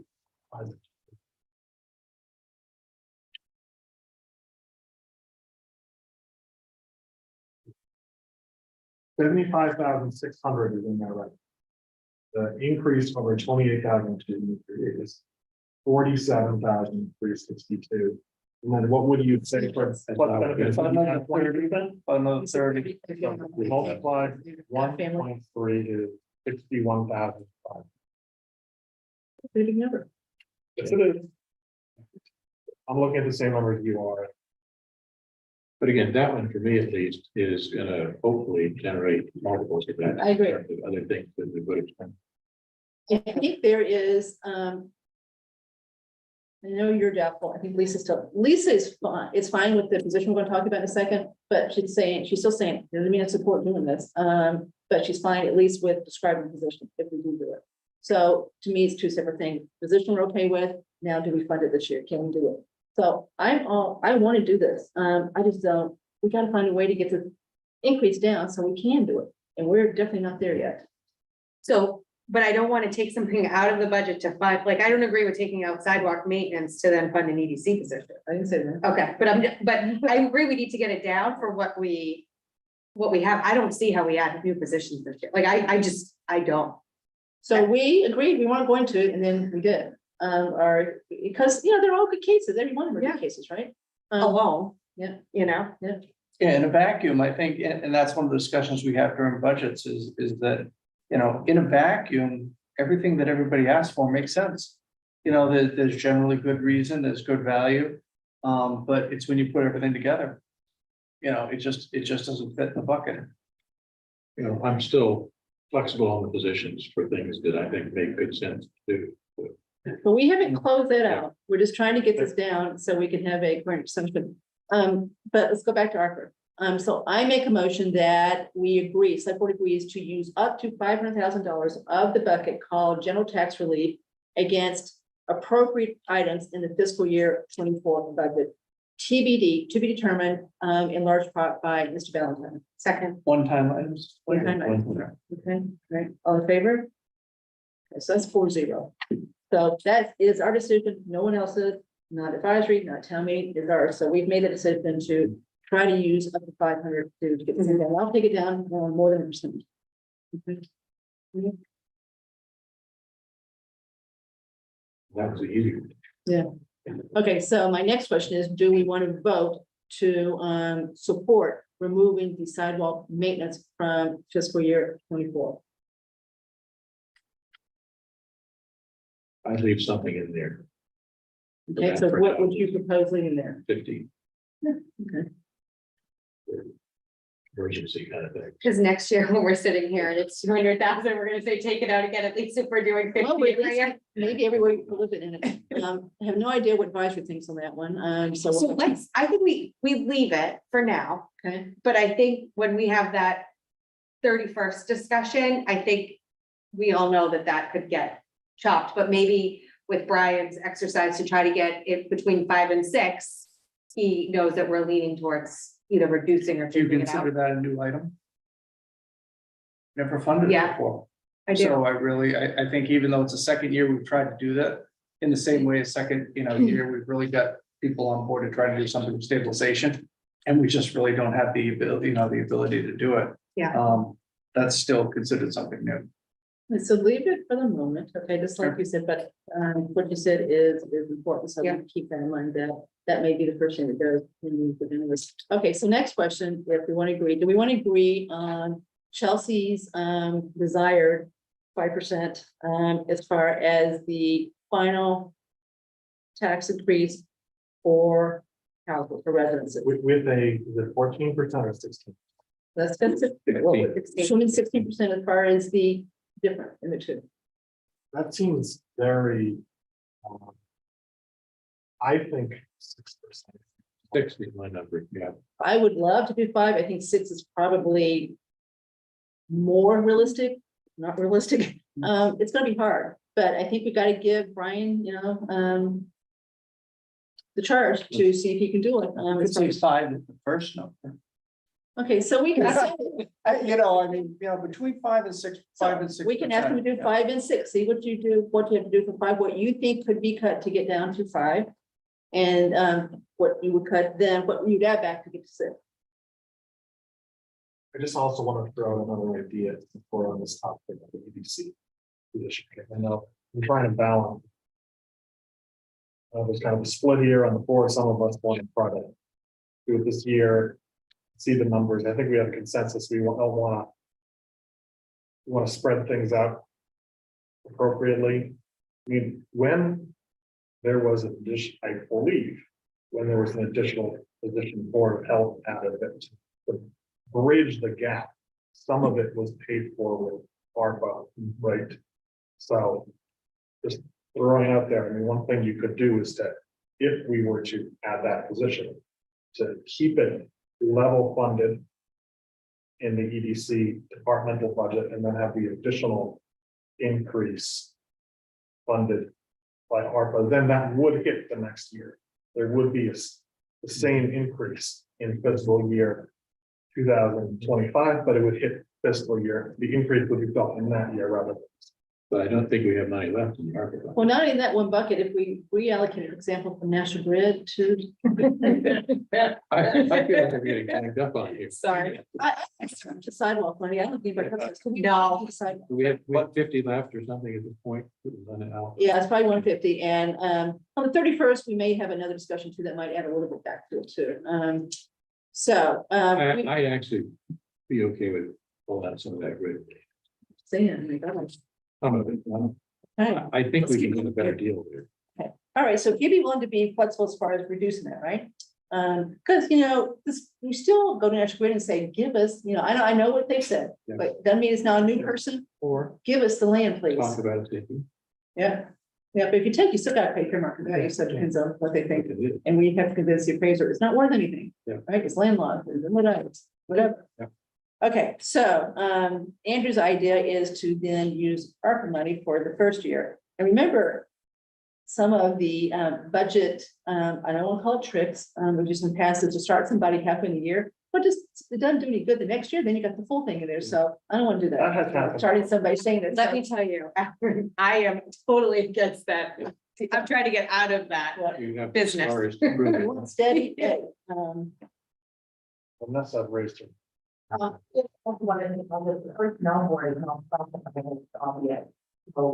could end up being a higher rate if it became a full-time position was going to be involved, higher rate than what.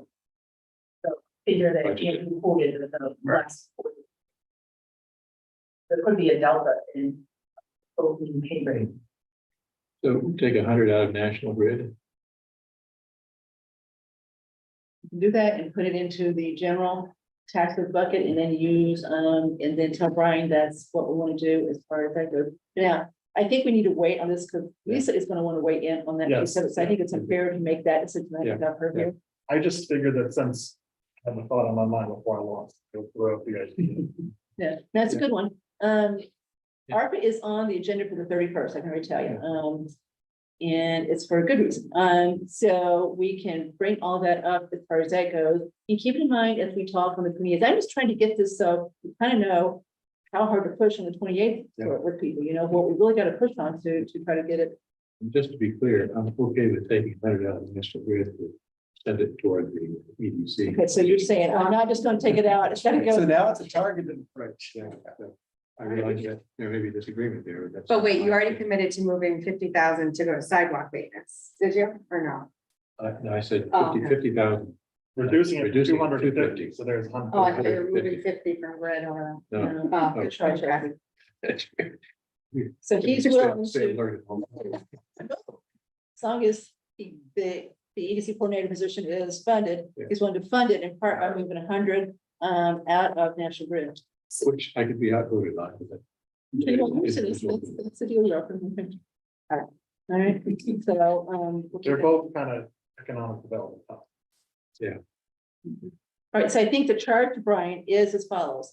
He's got $500,000 to be used against what he believes are one-time items, which could include operational budgets, if something that looks like it's one time, won't repeat, right?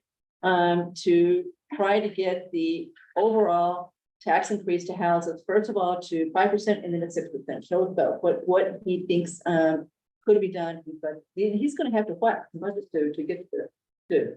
Yeah, And let him come back and say, take the sidewalk maintenance out. yeah. I bet he will. So is level service off the table? In other words, you want to see, you know, Let him, level service, understood, but I just want to make sure that, you know, if the getting to the 5 or even getting to the 6 is reducing the level of service in 24 that you have in 23 for any department. not reducing, but keeping level service. Don't add any software. Well, right, but that's my point. So you've got to maintain level service. What we're doing in 23, we need to do in 24. Okay, so we could add to our instruction to him is do what we just said, $500,000, one-time items. Try to do 5 and 6, but it's down to that, assume the 16% increase, not 14%. And we want you to use the philosophy of level service to get them. Where it makes sense. Okay, so then what would come back, if you would identify individual line items, but bring it down to this, because we'd be able to see what those line items are. Yeah. So for example, I looked at the IT budget, they wanted 11% more than last year, and I know it's not people, so it's gotta be something else, right? That they're asking for that's not in the budget right now. And remember too, there again, there may be one-shot things that we could use that ARPA that's allocated to the Wi-Fi upgrades and or the website where we know we've got some money left over to that to offset that. So we could go there too, maybe. And would Brian have these, that the numbers heading into January 28th? Yeah, so that we know how hard to push on people when he said, we gotta do this, and then we gotta say to our departments, this is what we're proposing to do. You gotta convince us that not to do this. If he does it, can he come with one of those nice memos that bullet points the, how we got there as much as possible? And Yeah. if it's 150 different line items, that It won't be 150, The but it most can be a important few. But he certainly can do, they can start, this is where we were tonight, and this is what I did to get to do what you have to do. And we still have to talk about pocket work. The pocket park is coming out of free cash right now. So that's where it is. That's why the free cash is $1.9 million from last year. So he's taking 250 of that right off the top and saying that's going to, because the article, remember, if you wanted to start the work on the park, do the planning, do the grass, etc., you don't want to wait till July. So Right. it would, by doing that, it allows, if everything passes and they get the design done, to start immediately and have money as soon as they're ready. Do we think that's gonna be fulfilled? We'll talk about them when we get to the MOU. Now, explain where the 250 is coming from. So we don't know yet, but I'll explain why there's hope it could be.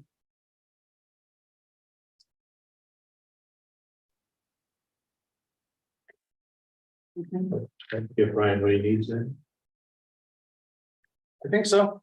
That was our job tonight, is to provide him direction. That's what our agenda item was. Mhm. Mhm. Okay, so Lisa has not appeared yet. right? No, So she's up. Fairly kind. Okay, everybody happy with where we've ended up on this one? Well, Satisfied. okay, are you, we say about a compromise, no one's happy.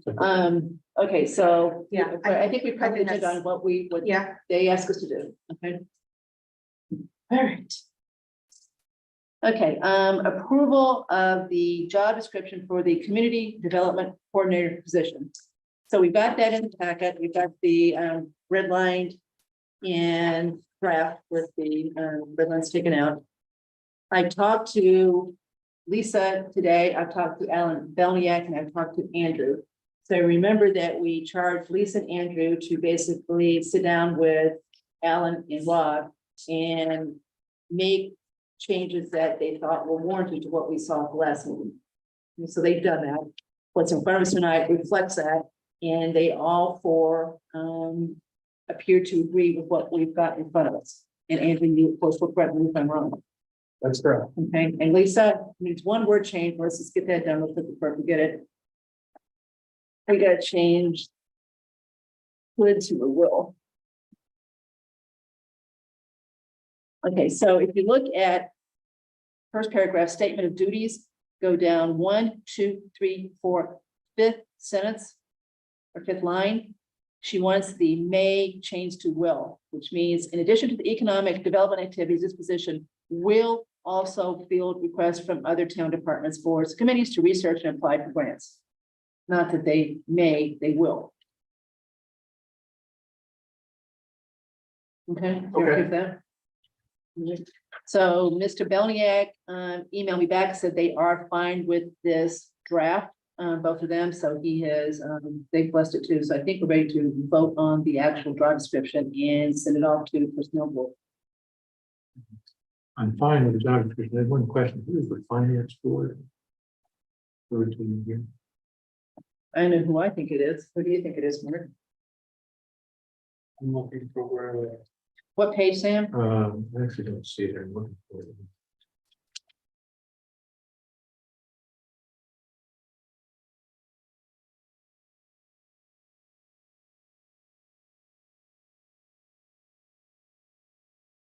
Do you remember what section it was in? Yeah, maybe. I don't remember finance board. But I've seen it in red line, but it looks like it's wrong.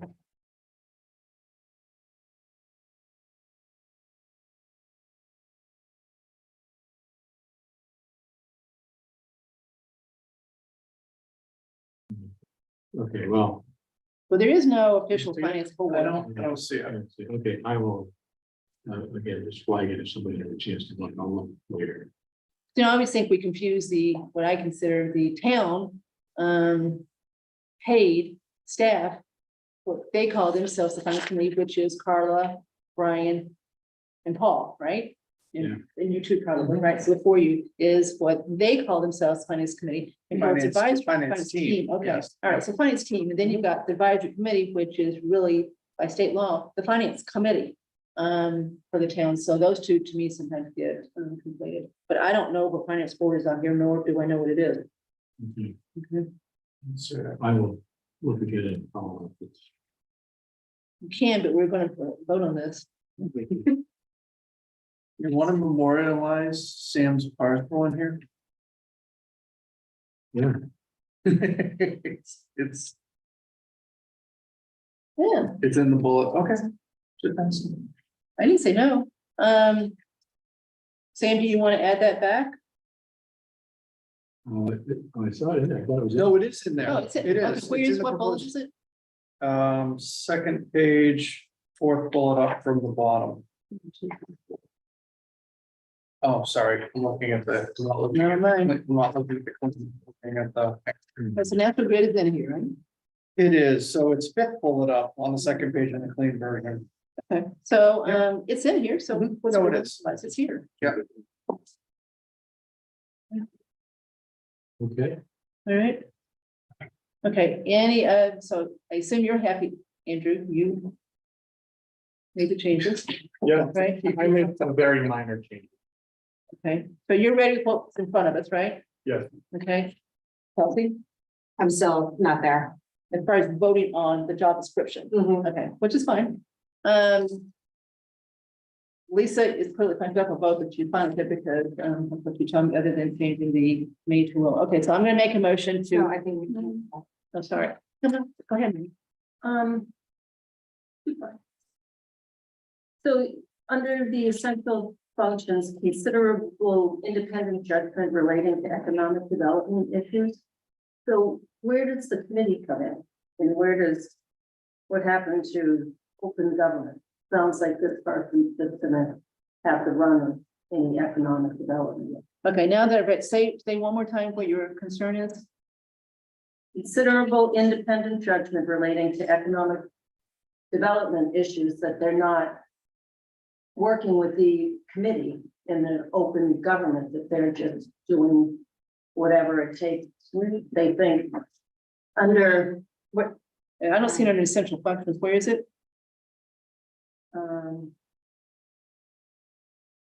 Is it a bullet point? no. Oh, no, it's under statement of duties. Okay, now. Performance End of the third line. highly responsible professional and administrative Yeah. work while also exercising considerable independent judgment relating to economic development. So is your issue, the phrase independent judgment? Relating to economic development issues, and then it sounds like you're cutting out open government in that this person is not subject to open meeting law or public records. Well, I guess public records, but not open meeting law is going to be doing all kinds of things outside of the committee. So this is a paid, because doesn't show you right, they're not subject to open meeting laws, so that's a true statement. They will report to Mr. Town Purple, administrator. Yeah. right? And be overseen by the EDC. So there is, Will be overseen by the town administrator. right, but with the advice, so working with EDC, right? That's not. And other groups. Yeah. Relative to grant pursuit and so forth. Relative to grant, but the economic development part, we have an economic development committee with the charge. That has open meetings that residents know about. And this is unclear that they are going to be held to working with them on economic development. How under. Okay, so Vanessa, can we bring over Mr. Dunn? But I don't see this person having authority to make their agreements on behalf of the town independently. And they can propose things, but they certainly can't sign contracts and whatever on behalf of the town without having. Well, the committee. You can't either, right? So I think of it sort of like John Parent in facilities. He's got, he exercises independent judgment, goes out and does things that make sense and reports to Mark. If there are issues that. But it's not associated with a particular mission. That would be like if Karina was saying, well, we'll approve this plan if you do blah, blah, blah, outside of a planning board. Well, but this position is not a permitting position. It's not approving anything. It's giving an example. It seems like Yeah. the committee is being bypassed by this person with professional judgment to do whatever they want on it. Just saying. Okay. I don't read it that way, but I understand what you're saying. And my other concern is under supervision, the community development coordinator were not initially managed staff. So is this gonna grow? And they're gonna have the idea to have a whole new department here? After what you just heard about the budget, probably not. So that's not the plan as far as I know. Mr. Belniak is. Yeah. So Alan, why don't you, I assume you've heard this discussion with Mimi? Yes, Okay, so do you want to speak to it as far as her two Sure. concerns? yeah, sure. I'll take the last one first. The reason we said initially is we didn't want to preclude it from ever happening in the future. But just as you all of us said, there's no immediate intent for it to ever grow. We just didn't want to write a job description to be too restrictive. But I think at the top of it, is it right under essential functions too, in italics, it reads something like, the essential functions and duties listed below are intended as illustrations of various types of work. So again, the idea is not to read this as super prescriptive, it's more just a guide in these kinds of things. So that's where that was going, but we don't have any sort of hopes or aspirations to add an additional position beyond what we're looking for right now.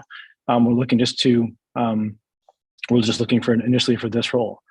To Mimi's earlier point about the maybe apparent lack of collaboration or maybe involvement is a better word, excuse me, with EDC. If you search for the word committee throughout here, there's a section where I think it's under economic development, third bullet down at page 1, I believe, assists with the development and management of EDC's annual budget in cooperation with the committee. So again, cooperation with the committee there, meeting EDC. Again, in the bottom of page 2, coordinate a quarterly meeting or roundtable forum between local regional business leaders, economic development committee, EDC, and other responsible town boards, and so on. So the idea is not to completely cut EDC out. We heard feedback that it was important to the select board that this role report in to the town administrator and the town administrator solely. So we made that edit to reflect that. But similar to, say, Conservation Commission, where you've got Melissa Danza, she's a paid full-time employee, but then there's a board that works, or commission that works with her. We're kind of envisioning something here where this role would report in to the town administrator, but then also work in concert with the committee to move forward the agendas of the EDC.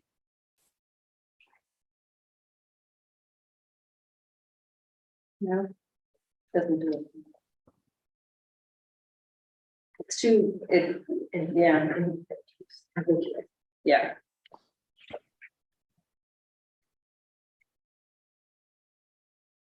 Is anyone concerned, does Chair Mimi's concerned that the coordinator might not work closely enough with the EDC? I don't. I mean, I think practically speaking, be very difficult to do, frankly. So I don't. To work with the EDC? To not work with the EDC. Like the EDC is hugely interested in utilizing this resource and working with this individual. And they're not going to ignore what's going on out there and have this person wandering around out, doing deals, making agreements, et cetera, without being tightly connected with the EDC and other interests of the town, I think. But that's not clear. And Alan's right, Mimi, in that EDC worked really hard to try to get this position funded. They thought they needed it. They sorely missed Marika at this point. And they were trying to structure this in a way they thought would pass muster with the select board. So that's where some of this kind of running this came from, not because they were trying to create an independent position that truly wasn't tethered to anything. So I'm not worried. I'm not concerned about that. Just because I understand what the intent is. It may not be, perfectly written down, but I really do think that We would want a job description that instructs them they're never supposed to exercise independent judgment. I think of some tasks that involve independent judgment. For example, like one of the things that Marika was doing was organizing periodic meetings between local businesses and select board, planning board, other boards. I mean, you can envision there's some independent judgment involved in researching and saying, okay, who should be invited in for a meeting, things like that. But that's the trend. That was the trend of the red line edits that went from the original draft to this draft, is to have there be more tight reporting into the town administrator. And again, the original kind of intent of this is to perform the functions that Marika was performing, which we're now missing, but then also coordinate among all town departments the process of identifying for and applying for grants that might have a return to the town more broadly. And we tried to think kind of creatively about, a way that the gap involving Marika's position might be filled, but also to have some more greater return to the town as well. It's a good example. I mean, maybe as you think about what Marika did, was her activities something that concerned you about being somehow out of the loop, She did. with the EDC? Yeah. I guess I listened to a lot of EDC meetings. I don't remember EDC expressing concern as opposed to I encouraging. didn't say that. Sorry, I said thanks for telling me. But I guess I don't remember EDC commenting that somehow that was not, an appropriate set of actions. They were encouraging her, I thought, to be more active, expansive in terms of the kinds of things she was doing. I had missed that audio. Actually, it cut out. So Mimi, could you repeat what you said? You said something about something not happening. I said Marika did do things that weren't discussed with the committee. Okay. Which again, I don't envision the committee or Mark, even in this case, micromanaging this person and requiring permission for specific activity, opposed to a broad set of instructions. Here, the kind of thing we're trying to be accomplished here. Go work on these kinds of things and check in periodically and update it with what's going on. I don't see it as a micromanagement kind of deal where everything somebody does is reviewed, discussed, approved, et cetera. So that's, I think, what my biggest concern is that that's what the expectation is for this position. We've gotten ourselves into situations where we've applied for grants and have not executed. And so I do not want this position to have free reign to say, go find a grant and apply for it, and then bring it back so we can sign it. Like, I really think this is not well thought out on what this person's gonna do.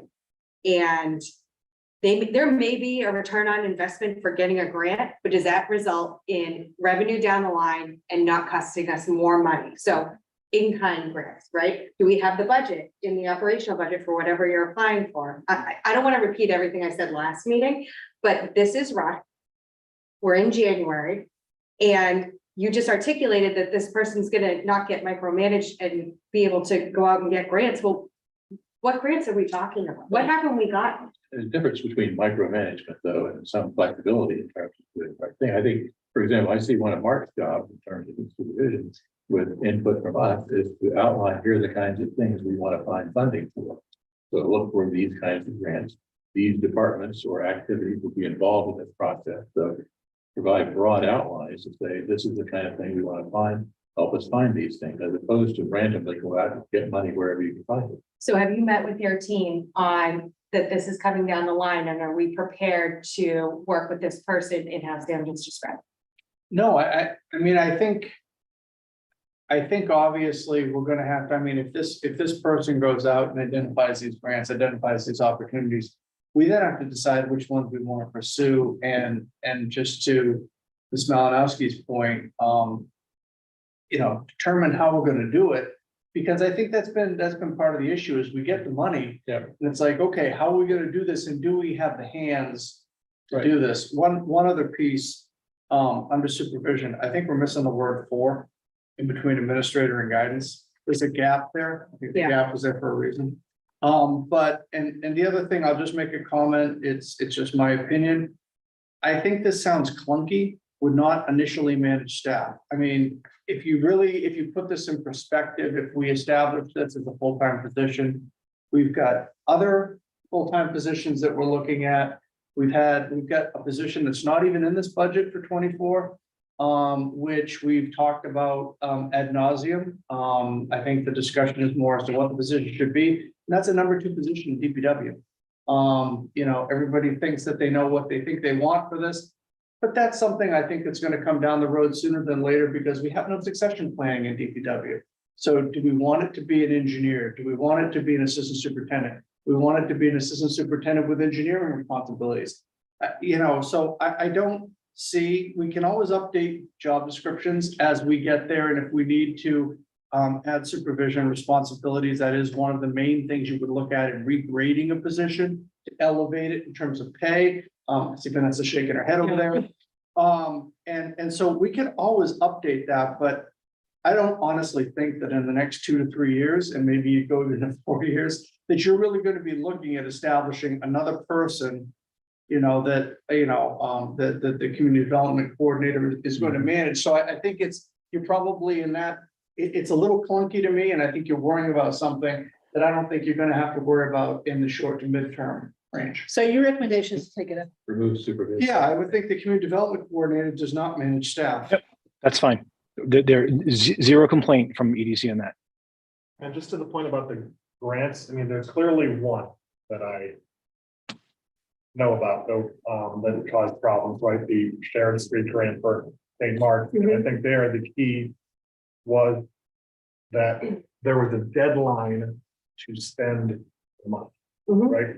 That was, and so that's a lesson that we learned. Be careful of grants where there's a deadline to spend the money, particularly where it's part of a bigger project and that the $290,000. There's no way you could have accomplished all of the things that were contemplated by the relocation of the street, et cetera, et cetera. So that's, I think that's a lesson drawn, but that is not one that to me discourages.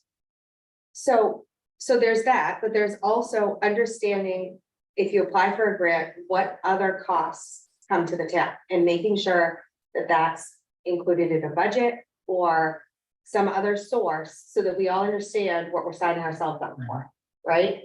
The community one-stop grant, right? I was involved with that when I was on Shopsy and getting feedback for that on how can we do it better. There's people that are specific to different types of grants. And I would rather see us identify what we should be going for, like you said, Sam, right? Like, do we have a list of, okay, for X department, this is what we could use funding for? Okay. Are there grant writers who specify in those types of grants? And I'd rather see us use that kind of funding rather than fund a full-time position that I'm still not clear how it's going to work between the two different roles.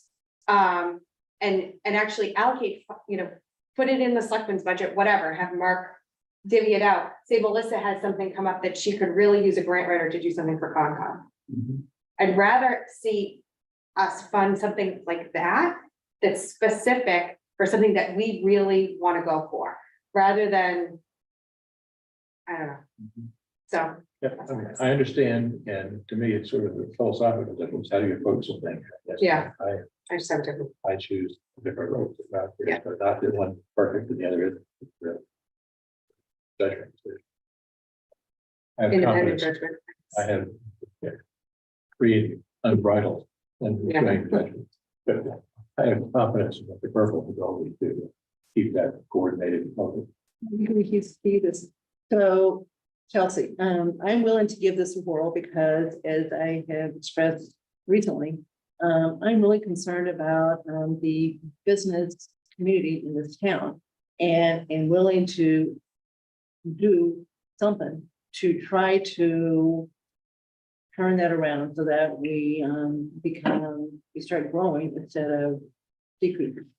So that's I don't know if this is a perfect way to do it, but to me, it's a start. And you can always change it if it doesn't seem to work, if it, didn't turn out the way you want to. I think we've learned about the grant process looking wrong. If you don't think through things, you basically have a project or a grant chasing a project instead of a project trying to be funded by a grant, which is what I think we probably did wrong with the park project. But Mr. Purple understands how concerned we are that the grants get done right. So I think we rely on him to make sure that we are provided with all the information we need to decide whether to go forward with the grant, assuming, we still got to sign, either he's going to sign or we've got to sign the applications, one would think, most cases. Madam Chair, just one other point, and just to Ms. Luttrell's point, we're too small in, as a whole and in any of our departments work in silos on these things. I think, one of the, in the time that I've been here, the greatest accomplishment I think that we've done as a community is the building we're sitting in now. The only way we got this done was through collaboration and making sure that everybody had a piece of the project and had a benefit and understood, the benefit for the whole. And so, obviously, we've got to make sure that we're all stepping off at the same foot, because if we try to do something for, for economic development and everything, and again, you've got your master plans, you've got your master plan, you've got your water master plan. Those should be the guiding documents as to the things that we're looking to further and to support. So, those would be the guiding principles, I think, of what this position should be looking for in terms of funding opportunities to fund the things that boards and committees have gotten together as a group and said, these are the things that are important to us. So, I fully understand that. And I think that, we can, if we do move forward with this position, that we can direct and make sure that person stays on track with that. But again, if things are done siloed, we're really just going to be spinning our wheels. Anything else? I think the additions that were made, I agree with. I'm just not there on the job. And I don't have a very good record of voting in favor for new positions in general. So this is nothing. So it's still, to me, it's two different, if we did, fund it, Okay. it'd just be the right job description. Yeah. So it's nothing against EDC. It's just, I think we can do more of what we have. Hey, I don't want to speak for Lisa, except that she said today, understand, I approve of this, but it doesn't mean I'm there as far as actually doing it this year. So it's, to her, it's two different. Okay. Okay, so Can I ask a follow-up question? yes. Relates to what Vanessa said, so. When can we expect, if this job description is approved, that first the personnel board would have graded the position, so you would know? So they're meeting on January 27th. They have another meeting in early February. They're, down to the wire for approving any new position to go to town meeting. So they won't have classified the position in that meeting on January 27th because this hasn't gone yet with a stated job. So they haven't even had that for discussion on what's reported yet. So Vanessa, assume we approve this tonight, right? Then next step is to give it to them tomorrow, right? For their January 27th meeting. Yes. So the 27th, they would do what?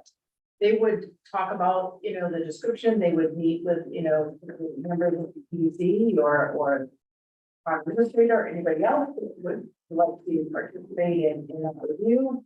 And then they would, at this point, they probably would have to ask the Collins Center to grade it because we don't have the full tool we need from them yet to grade the position. So they would have to send it out to the Collins Center and ask them to bring in their February meeting with a recommendation of what grade it should be, which would then have to go into the warrant with the rest of the new pay plan. So this could not, even if it were on the town meeting, it would not take place until after. Right. Right, and we understand that, and that's what the budget is. Okay, does that answer your question? Yes. Any further discussion? Okay, so I'm gonna make the motion to approve the job description in front of us for the community development coordinator with the following changes. On line 1, 2, 3, 4, 5, change the word may to will and delete the entire paragraph labeled supervision. Second. Any further discussion?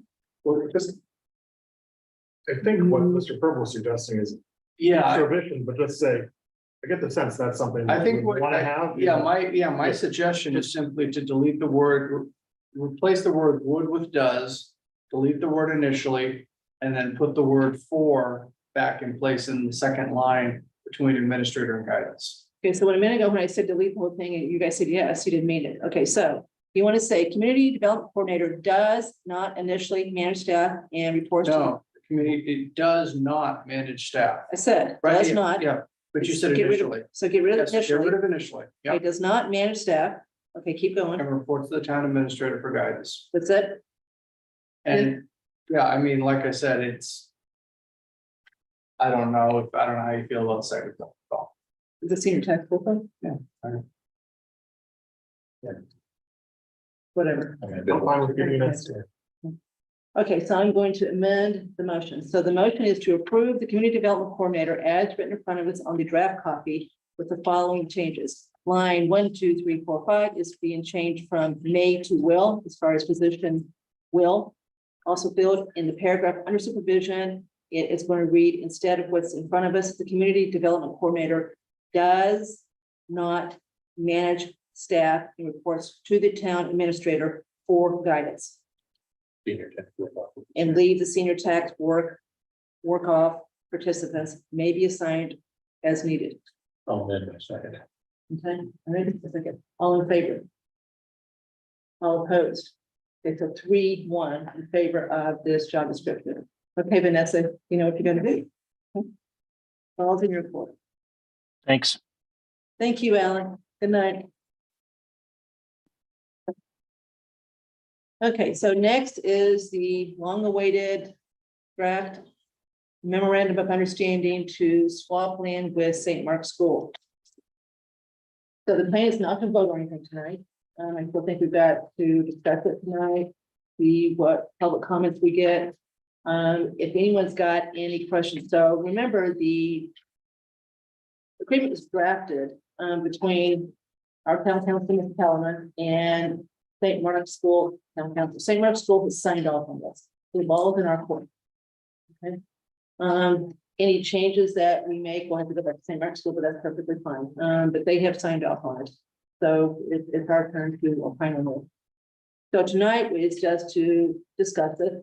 This is going to be on the warrant for March 25th to be approved by 2/3 vote of town meeting, which, as you know, is the high bar, which you have to plus if you've got a real estate transaction, which clearly is.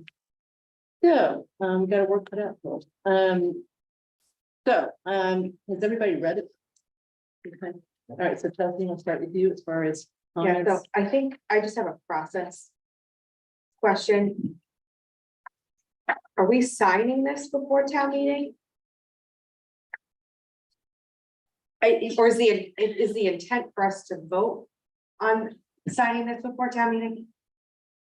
But we at least have to vote to agree that we agree that this is the MOU that we want. So I think we sign it. And then of course it's pending town meeting approval. So it's expected. So I guess, And that's the way you usually do. This is written to say unless town meeting happens, it's all void. So I think that's what I was confused about. This is exactly like we did with when we did the big swap with St. Mark's as far as the golf course land. So it's all signed, ready to go, and then town meeting basically. So I guess my concern is. This is a little different. Where we went to town meeting. With the license. And. Went through what we went through, right? I just don't want to have a repeat of that. I almost think it's better if we have the vet through any changes with this. And wait until after town meeting, after we do the article related to this and have this be what we will sign, assuming town meeting votes. I guess I just don't understand why we would sign it before town meeting if we're relying on town meeting to approve it. I think this is written though, with the assumption that we will sign it, the way I read it. Yeah, I know. That's why I was confused, because I didn't realize that's what we were looking to do. I thought this was getting an MOU in preparation for town meeting. So I would want to go to town meeting with St. Mark's signed. They're done. So we can say they've agreed, there's no more changes. Because if you don't sign it and then the town approves it, then St. Mark's hasn't signed it yet. So, you know, they make changes and then Still leaves us exposed. I think you want it signed. I agree.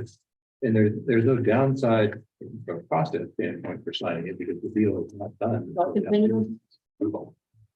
Meeting has the final say, which is, I think, what I heard people wanted.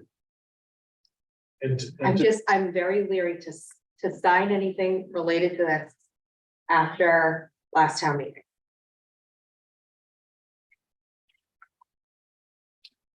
So let's say we sign it. And it fails at town meeting. then it goes away anyways. It's null and void, that's right. And the So license survives for whatever that's worth. I think town meeting was clear last year that they didn't want us to do anything else until we came back again. With a land swap. I think you are running the risk that if you don't sign it now, you got St. Mark's saying, well, wait a minute, after town meeting, then we're back to the drawing board. So that's my problem. That's why I want to. So, sorry, you think St. Mark's is gonna I say, don't think they will, but let's go back to the last deal with St. Mark's, right? Remember, we had a deal negotiated, peanuts ready to go, right? Well, what happened? St. Mark did their due diligence and came back and said, wait a minute, don't want the Stop done. right? And the price that you had to pay went up almost $1 million, right? This is not profitable. There's no money involved here, but I just don't want anything to happen. I want St. Mark. Yeah, I think we've done taking a specific tangible deal town meeting. This is set and now you can approve or not. I mean, Chelsea Wilson says, wait a minute, St. Mark hasn't signed it. Why are we gonna agree to this until they haven't signed it? So you're running the risk of that too. That was the point I was gonna make. I could see the other, if we did not do this, then you could see the concern of someone saying, well, you put on the warrant, article to approve this land swap, but you don't even have an agreement between the parties about the basic parameters that is gonna govern the.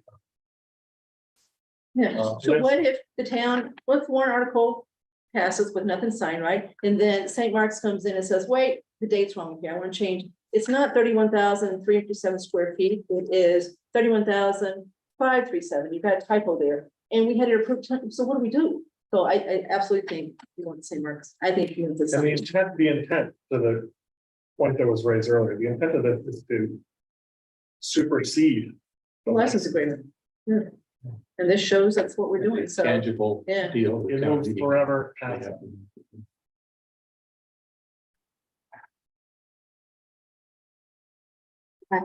well, that was my initial reaction. Believe me, I know where the tenuousness comes from. But I think this is absolutely the right thing to do. We've done it, it's done, it's negotiated, and they are contractually obligated to do what's in here. We are contractually obligated to do it to pending a 2/3 vote of town meeting. And this is gonna be all wrapped into the land swap article. So this is a land swap article. I mean, this is it. This is it. Yeah. I just think us going, I mean, you see what I'm struggling with is going in with it signed, right?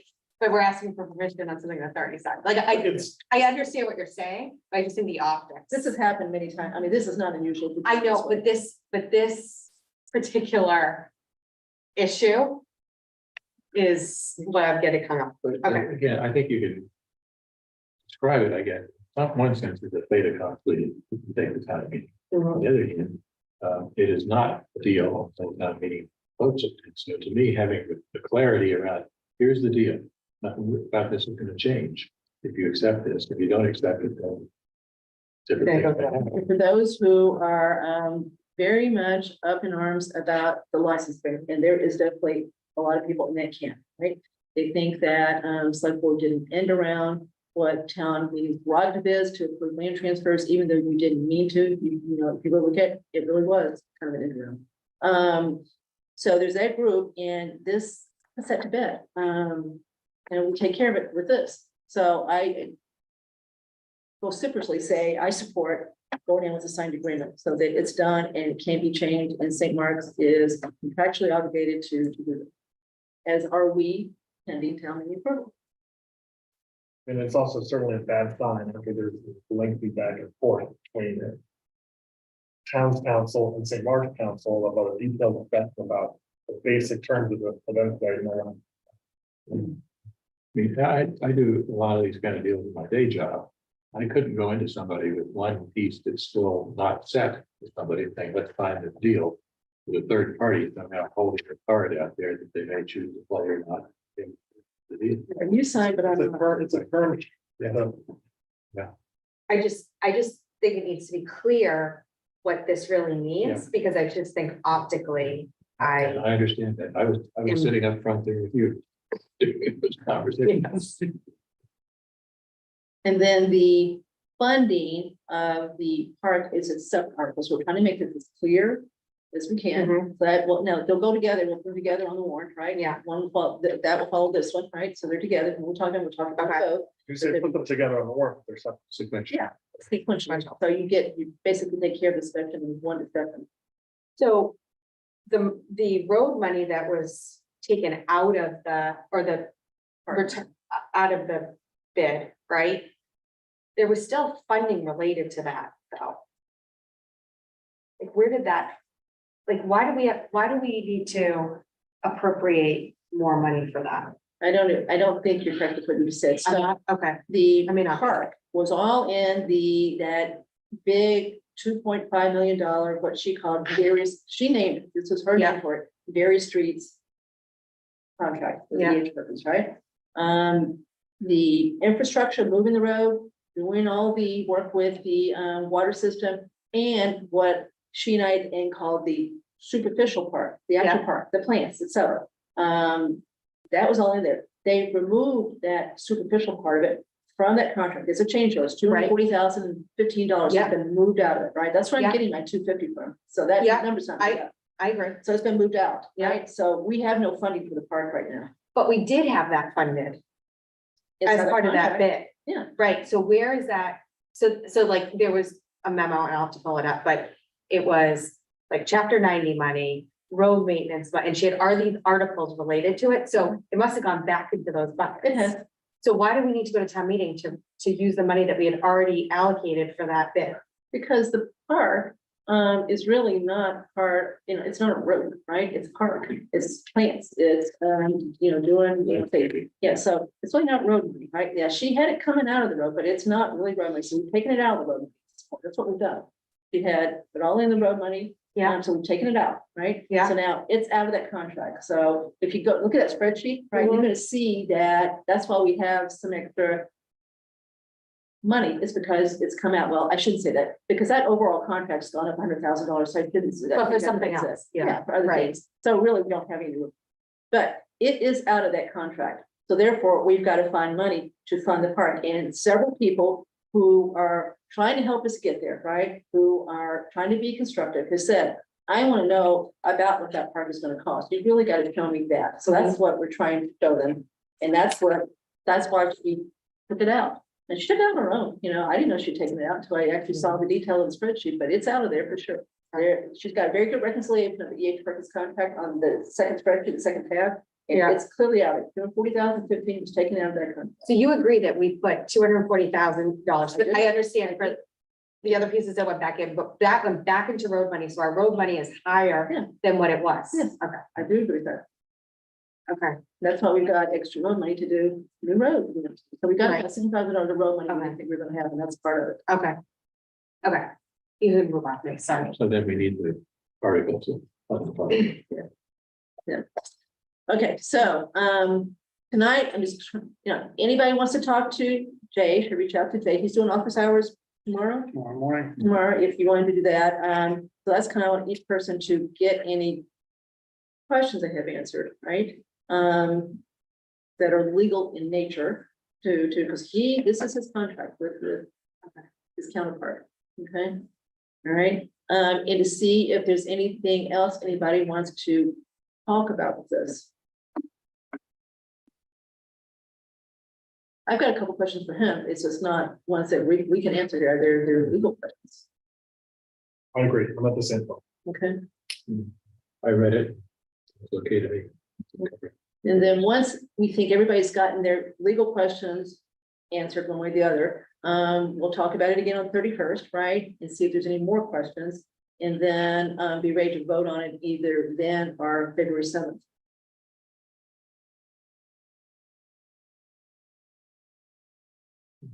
Yeah, question for Mr. Trump. All right, let's get ours done first, and we'll turn That's to. your example. All right, so let's just make sure, everybody agree with the plan? I just want to make sure we agree with the plan as far as going forward. Yeah. Okay, yeah, all right, okay. All right, okay, so you can bring over Ms. Fiore and go ahead and. So the contingencies, so the town meeting does not vote for the land plot. That's null and void, but the license continues on. it would. If we don't, So what is the? So is town meeting vote just a useless exercise? no. So the This is- same thing happens? This is the mechanism to get rid of the license. If you want to get rid of the license, then this does that. So if it gets approved, the license is null and void. If it doesn't get approved, the license would have to be extinguished in another manner if that's what we chose to do. So this freight train's going down the tracks regardless of what town meeting. We didn't say that. Well, the license agreement, We didn't say we would use the license agreement. We just said it's still gonna be alive, then we'd have to figure out what to do. So we didn't say the freight train's gonna keep going. One way or another, whether we want town meeting to support this. We've tried really hard to listen to the people who have criticized this constructively and done what has been asked to do. So we have not said that freight train is gonna continue down this if you don't approve it. So haven't made that decision at all. well, that's what this sounds like to me. The thing with the planning board. They don't like the conditions and the agreement, the land swap is null and void, but the license. continues. This is the mechanism to get rid of the license. We have not proposed a separate article yet that would extinguish license agreement no matter what. And we haven't had conversations about what we Yeah, we would haven't even do. talked about whether if in that's what we want fact to do or not. The license survived and this land swap was voted down by town meeting. There are several possibilities. One of which is just to leave the final word there. On St. Mark's land. Yeah. That we put there. That we did. So I understand what you're saying. I'm glad that a land swap is going to town meeting. But for somebody who said, I didn't like the way this was done, there were a lot of mistakes, but I'm willing to move on, make the best of it. We have the land swap, which is what the judicial body asked for at the last town meeting. And then I see this that says, it doesn't matter what town meeting says, the license will continue on, which allows you, the school to continue their project and for the park and. So So this those- is the first time we've optics seen of this. that to This me. is the first time we've seen it, right? It's the Yeah. first time we've discussed it. So we each have probably our own opinion as far as that piece of it goes in the license agreement. So that's why we need a chance to talk to town council to understand their thinking on this. So we have made no decision as to what would happen if this license agreement somehow survived this. So to say that the freight train's going down the road, please retract that because that's not what we have agreed to do. We want this to be done in the manner that the majority of the town wants to see done, and we understand that's a land swap where we legally own title to our piece. St. Mark's owns title to the piece that they're getting.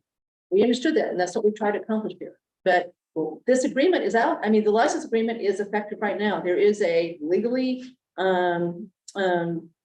binding agreement that's in effect. So this gets rid of it. And 2 points. One, since everything kind of blew up in the fall of 2021, after the initial work, town has not done any work Right. We stopped. under the license agreement. Right.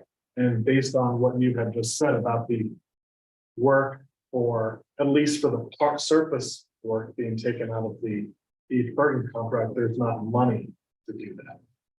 So, And I don't think we've discussed what We we haven't. would do No. if in fact the land swap was not approved and the license survived. What would we do? I mean, there are a number of possibilities, but the alternative would be to not have anything and then have the license, have nothing in front of town meeting that would speak to supersede the license and have a more permanent arrangement.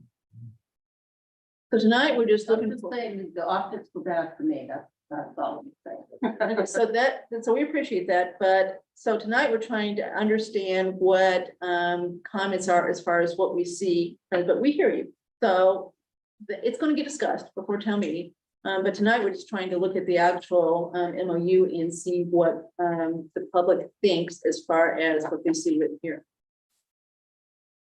And but we hear you.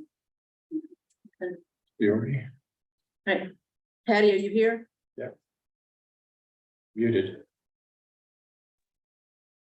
Okay, I'm there now. Good. Philip. Hi. I guess I have two, possibly three questions. So I'll try to do this in the order in which you work. Speaking of it, in regard to funding in the park, I just want to ask a couple more questions in regard to what Chelsea was talking about.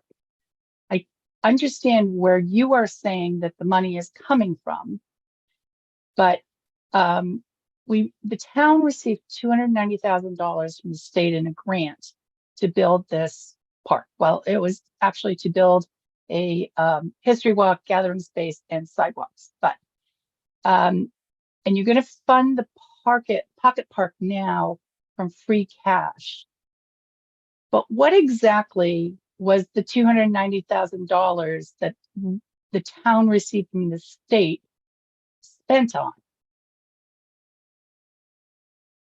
The work that has been done heretofore is basically penciling in the new road. So, you know, you've seen what's been done. It's clearing the land that was needed for the new road and spending quite a bit of money on the water infrastructure underneath, the stormwater underneath it. So that's it. That's what's been spent so far. Okay, I can understand that, but none of that was part of what the grant money was given to the town for. Well, you agree. None of that. So Well, what would you have done? How would you have funded that infrastructure issue if you didn't have the grants? Like you misappropriated the money.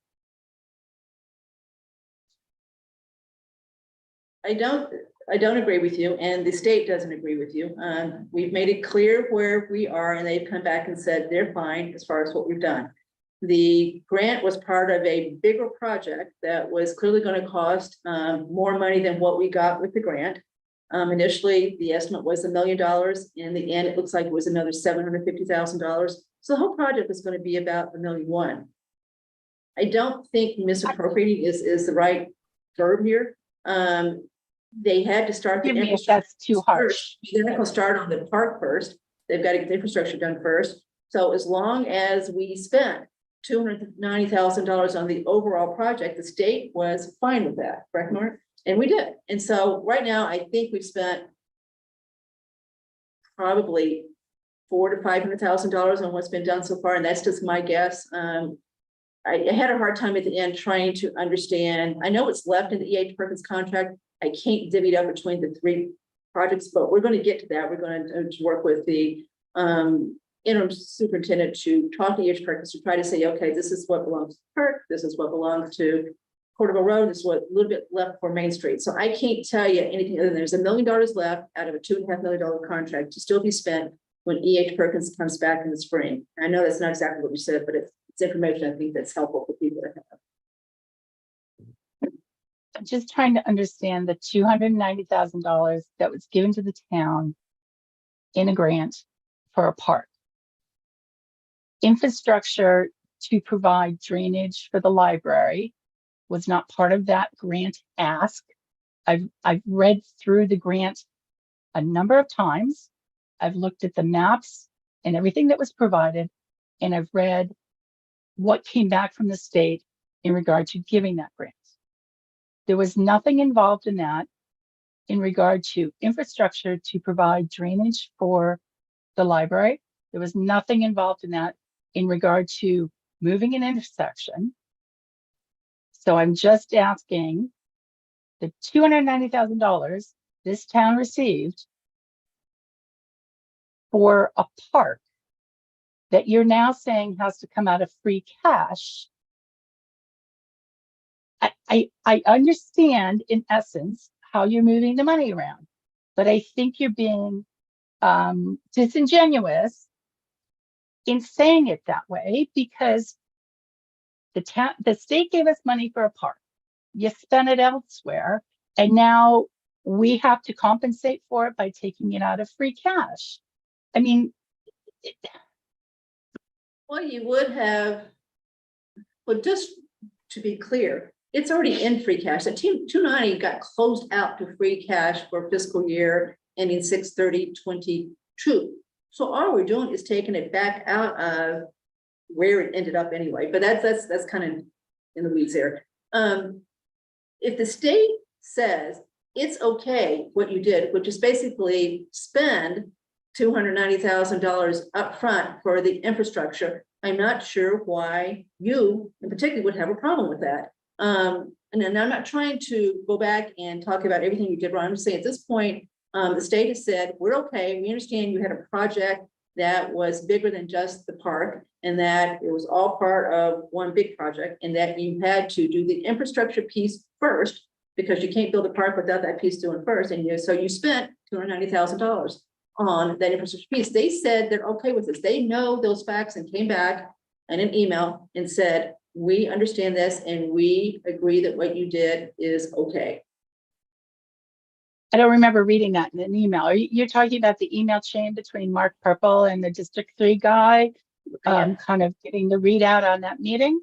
I am. I don't agree. I never read that in that email. And in fact, what I did read in that email is Mark Purple, I'm sorry, Mr. Purple, but Mark Purple going back and pointing out to the District 3 gentleman that when he questioned the fact of this needs to be done on municipal property, Mr. Purple replied saying, but remember, we talked about the fact we had license agreements in place until the easements were approved. What he didn't point out was that that meeting that took place, I believe in middle of June, was 3 months after town meeting when those easements were summarily turned down. And the email chain going back and forth was 6 months after town meeting when those easements were summarily turned down. So if we want to discuss being disingenuous to the concept of getting a firm readout and what that meeting was about, I disagree that that email chain gives it. So no one sitting here is being disingenuous. We're trying to get this park done the best we can, given where we were after town meeting. We've tried valiantly to listen to all of the criticism, which of course was a lot, as we all know, and basically do the things that we were asked to do. So I don't know what else you want us to do at this point. So, you may not agree.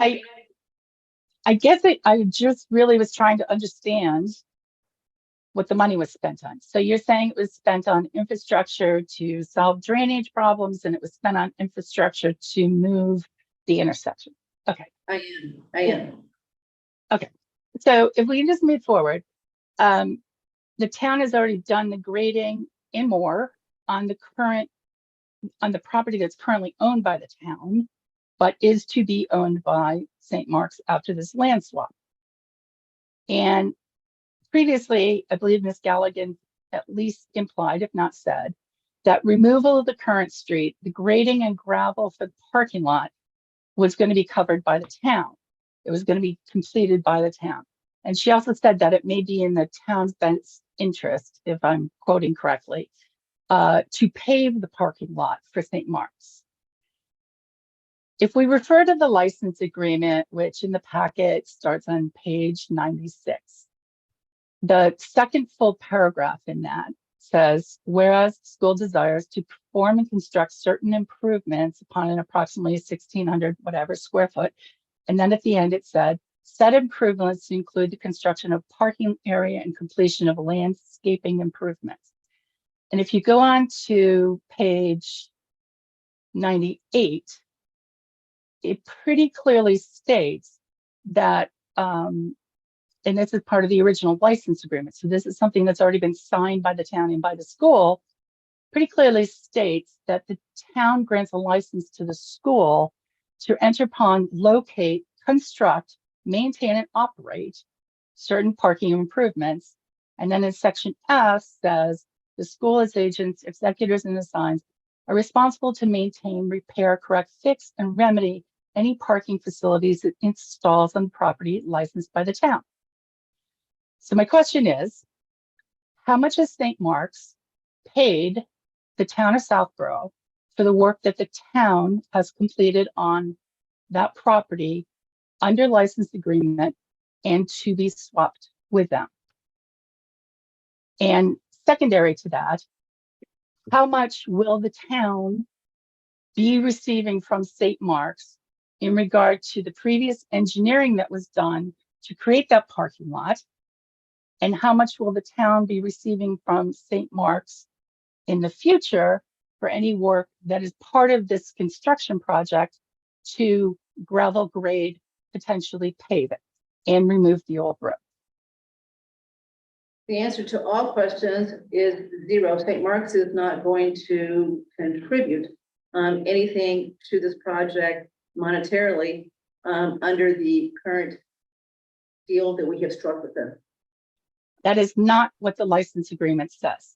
The license agreement clearly states that St. Mark's is responsible for constructing, maintaining, and improving its own parking space. We've agreed to give them basically a gravel parking lot, right? We haven't agreed to pave it. And we're not going to agree to pave it. The MOU doesn't pave it for them. So there is no agreement. They already own anyway. Yeah. So. Yeah. Piece of their right own.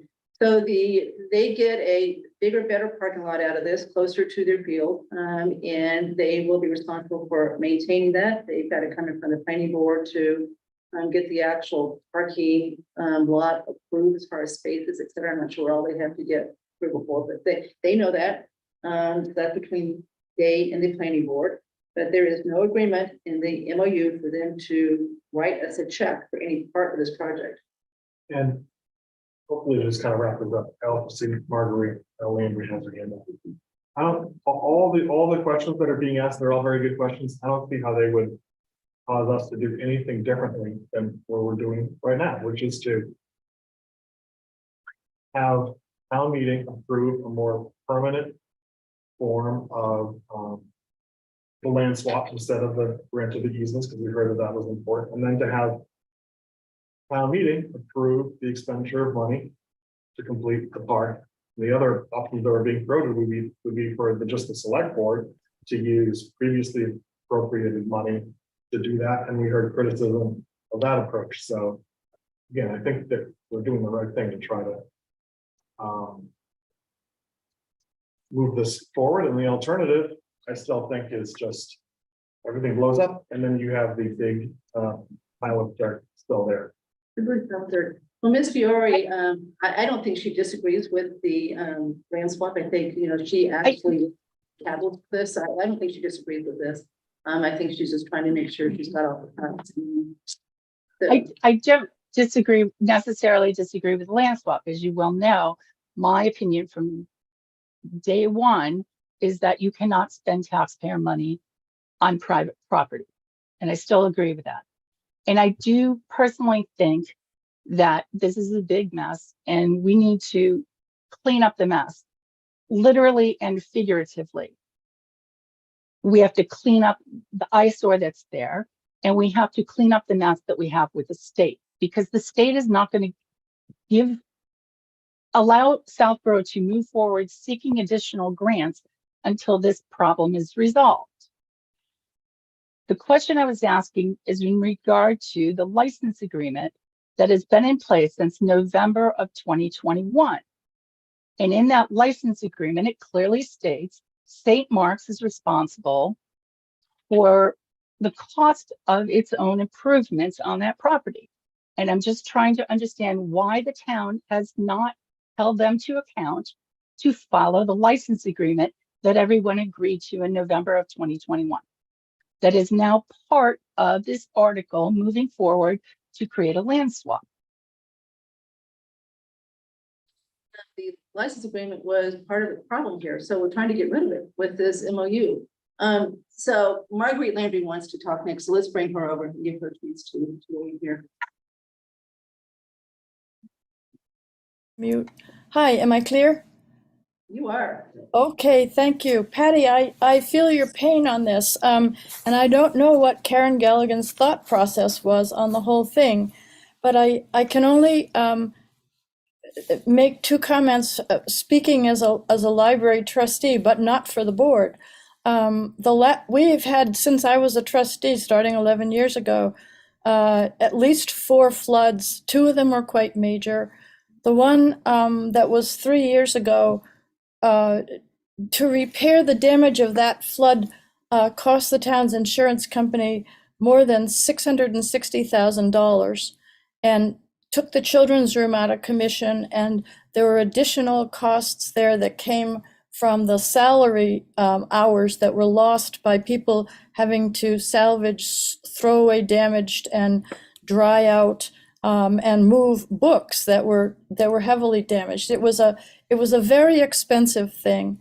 And I do not know what Karen's thinking was, but I, for one, was enormously appreciative when those two sumps and the drain went out to the stormwater, because since that time, there's been additional work done on other sides of the library, but the main flooding came from that field. And I don't know whether Karen was thinking, let's fix the flood, then make the park. I don't know what it was, but I personally am extremely appreciative that she did all of that heavy engineering there, because it has made a difference. And as John Parent says, you cannot guarantee there will never be another flood, and so does Ryan. But we've had 2 major rainstorms in the last 3 months, and the library has stayed dry. So I just want to say that there is a good that has come out of all of that engineering, as far as I can tell, which is that the library isn't going to have to go through the hassle and trauma and heartbreak of throwing away wet books and losing the children's room. So that's just all I wanted to say. Thank you, Marguerite. Anybody else in there? No. So, Just a quick, does the license agreement last forever? So this license agreement has a clause that says either party can terminate on 300 days written. But no, but other than that, it's imperfectly. Well, that's what, you're right, unless someone took an action to terminate it, it goes on. But the key is, again, since all this controversy arose, the town has not done any work on their license. So I know that doesn't entirely address your concern, but just the overall intent to have town meeting approval and buy-in for any work to do. That's everything that we're trying to demonstrate. There's been a lot of work, time that's gone into it. Hope that point gets across. All right, so our job is for each individual person to really read this, think about what your questions are for Jay, get those answered. And then we will put it back on the agenda for the 31st to really have a good. Well, there's questions for we stand, you might vote at night, and then we might vote on Sunday. I will feel the 31st. But I definitely want Lisa to go to get it. Yeah, is that okay? Yeah. All right, Chelsea, your turn. What do you consider just taking a 5-minute? Absolutely, so we're gonna recess for 5 minutes. Complicated agreement for that. Yes. Easy, but- I'm still doing pretty good time. Sorry. It's like going to a battery. it's attention. I know, I didn't realize. We had a 10-hour lunch.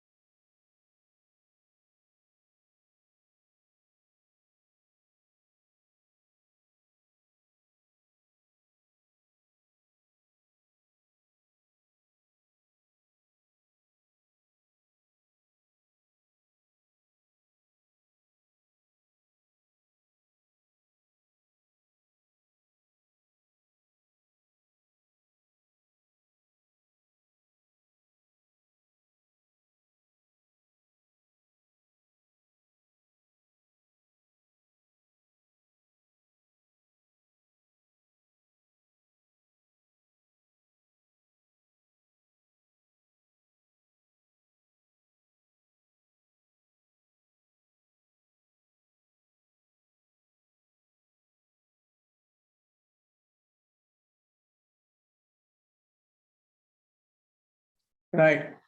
Okay, so we are back in session. Sorry.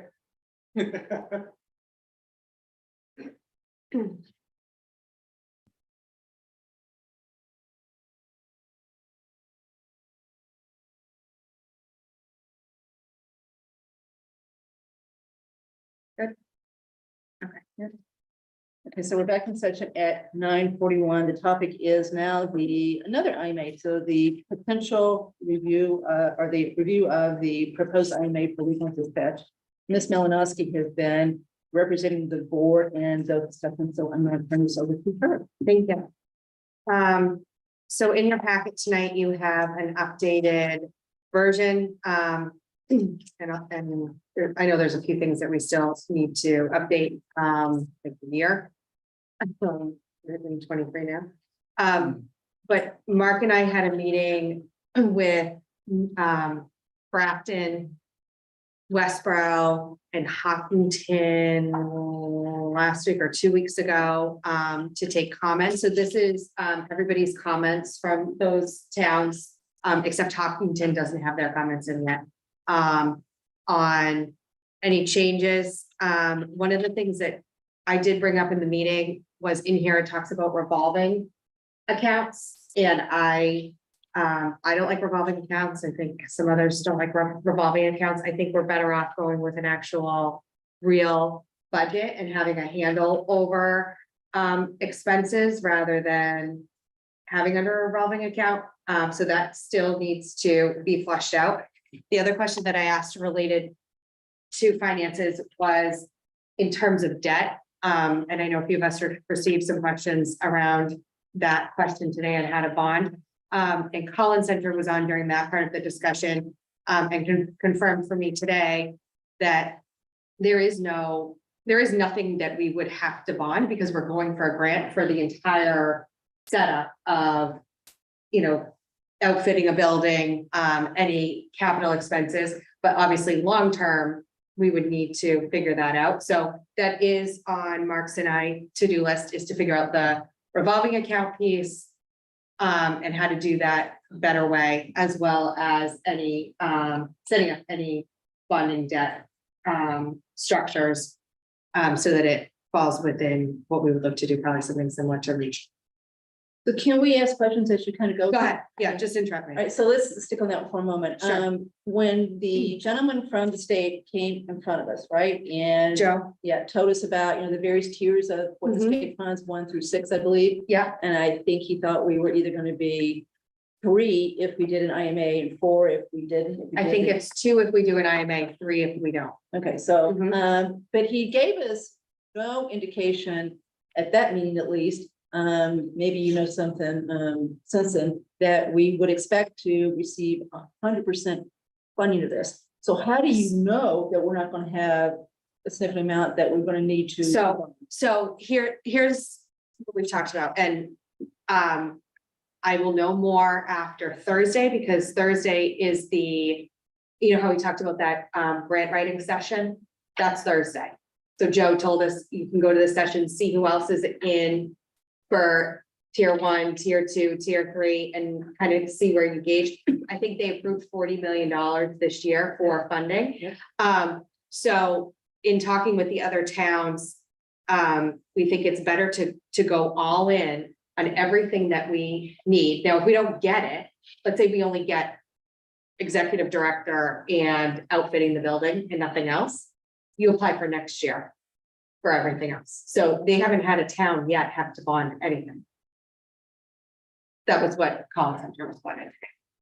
So I think on any of the new recs, there's been no case where anyone had to bond, and the state covered every bit of it. Yeah, whether it was in year 1 or year 3, I don't know the breakout of that. I think more towns are applying for everything up front now. I don't think that was the case a couple of years ago. But how do you know what everything is at this point? So, one of the chiefs is getting quotes on everything that we will need. In the building? So How do you know what that building is going to cost truly? So what do you mean? Well, as we know, when you do a big construction project like here, right? Yeah, You got a budget, right? Yeah. You got upfront drawings, you go out for bid, and then you spend the next 2 or 3 years doing lots of change orders that always Sure. increase the price. So how do we think we have truly our arms around what the whole project, including the fit out of the building that they are proposing to use for the. so there's a similar building that was just repurposed for this, in a similar RUCC in another town that they're working with an architect to figure out how much that would be. From Okay. that. So I mean, Word for it's word, all, word for word. What if we so you get go, half of what we really need and it costs skyrocketing? so you go back to the state and you apply for the grant again. I just didn't think, I don't know what you guys remember, but I certainly didn't get the impression we should expect to get all of it. He did say 40 million. That's a good number. I'm pretty sure that he said 3 and 4 were the levels we're talking about, but who cares? Well, I Right. guess it does matter because he said, one gets the most and so. I'm pretty sure one was adding a new community to the current, I agree. Yeah. I agree. and then a new RECC, but maybe I'm missing something in the middle there. But it doesn't matter. I mean, we're not one, right? So does that, one gets all of theirs and then Yeah. they take the next. So again, I don't know how the math exactly works. I don't know if 40 million is a lot, a little in the middle as far as what they typically use. But I guess I am still unsure how we assure ourselves that there's nothing to bond. So, and I'm not saying that I'm never gonna have to bond anything.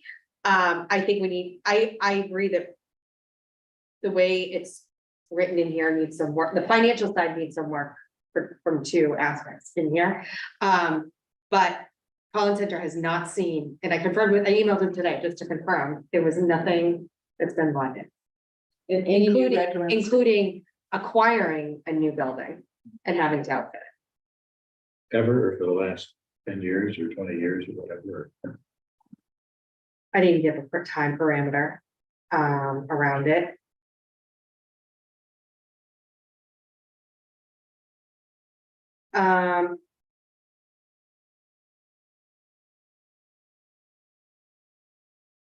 I'm sorry, he said that he's only seen it bonded when they need to build a new facility.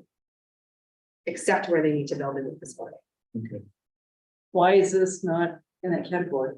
because it's not, It's because existing. where it's existing, Yeah, but you've got to do it with fit out and all that stuff. So, yeah. But there's a difference there, sir. Unless the building is sort of rotted or something. well, sometimes a rehab of this building costs more than building one from scratch. So, Has Westboro done an analysis of the building? Yes. The architect, so the Yes. architect says that it's not a total gut rebuild, it's a modification. That's a big useful input. okay, so keep going.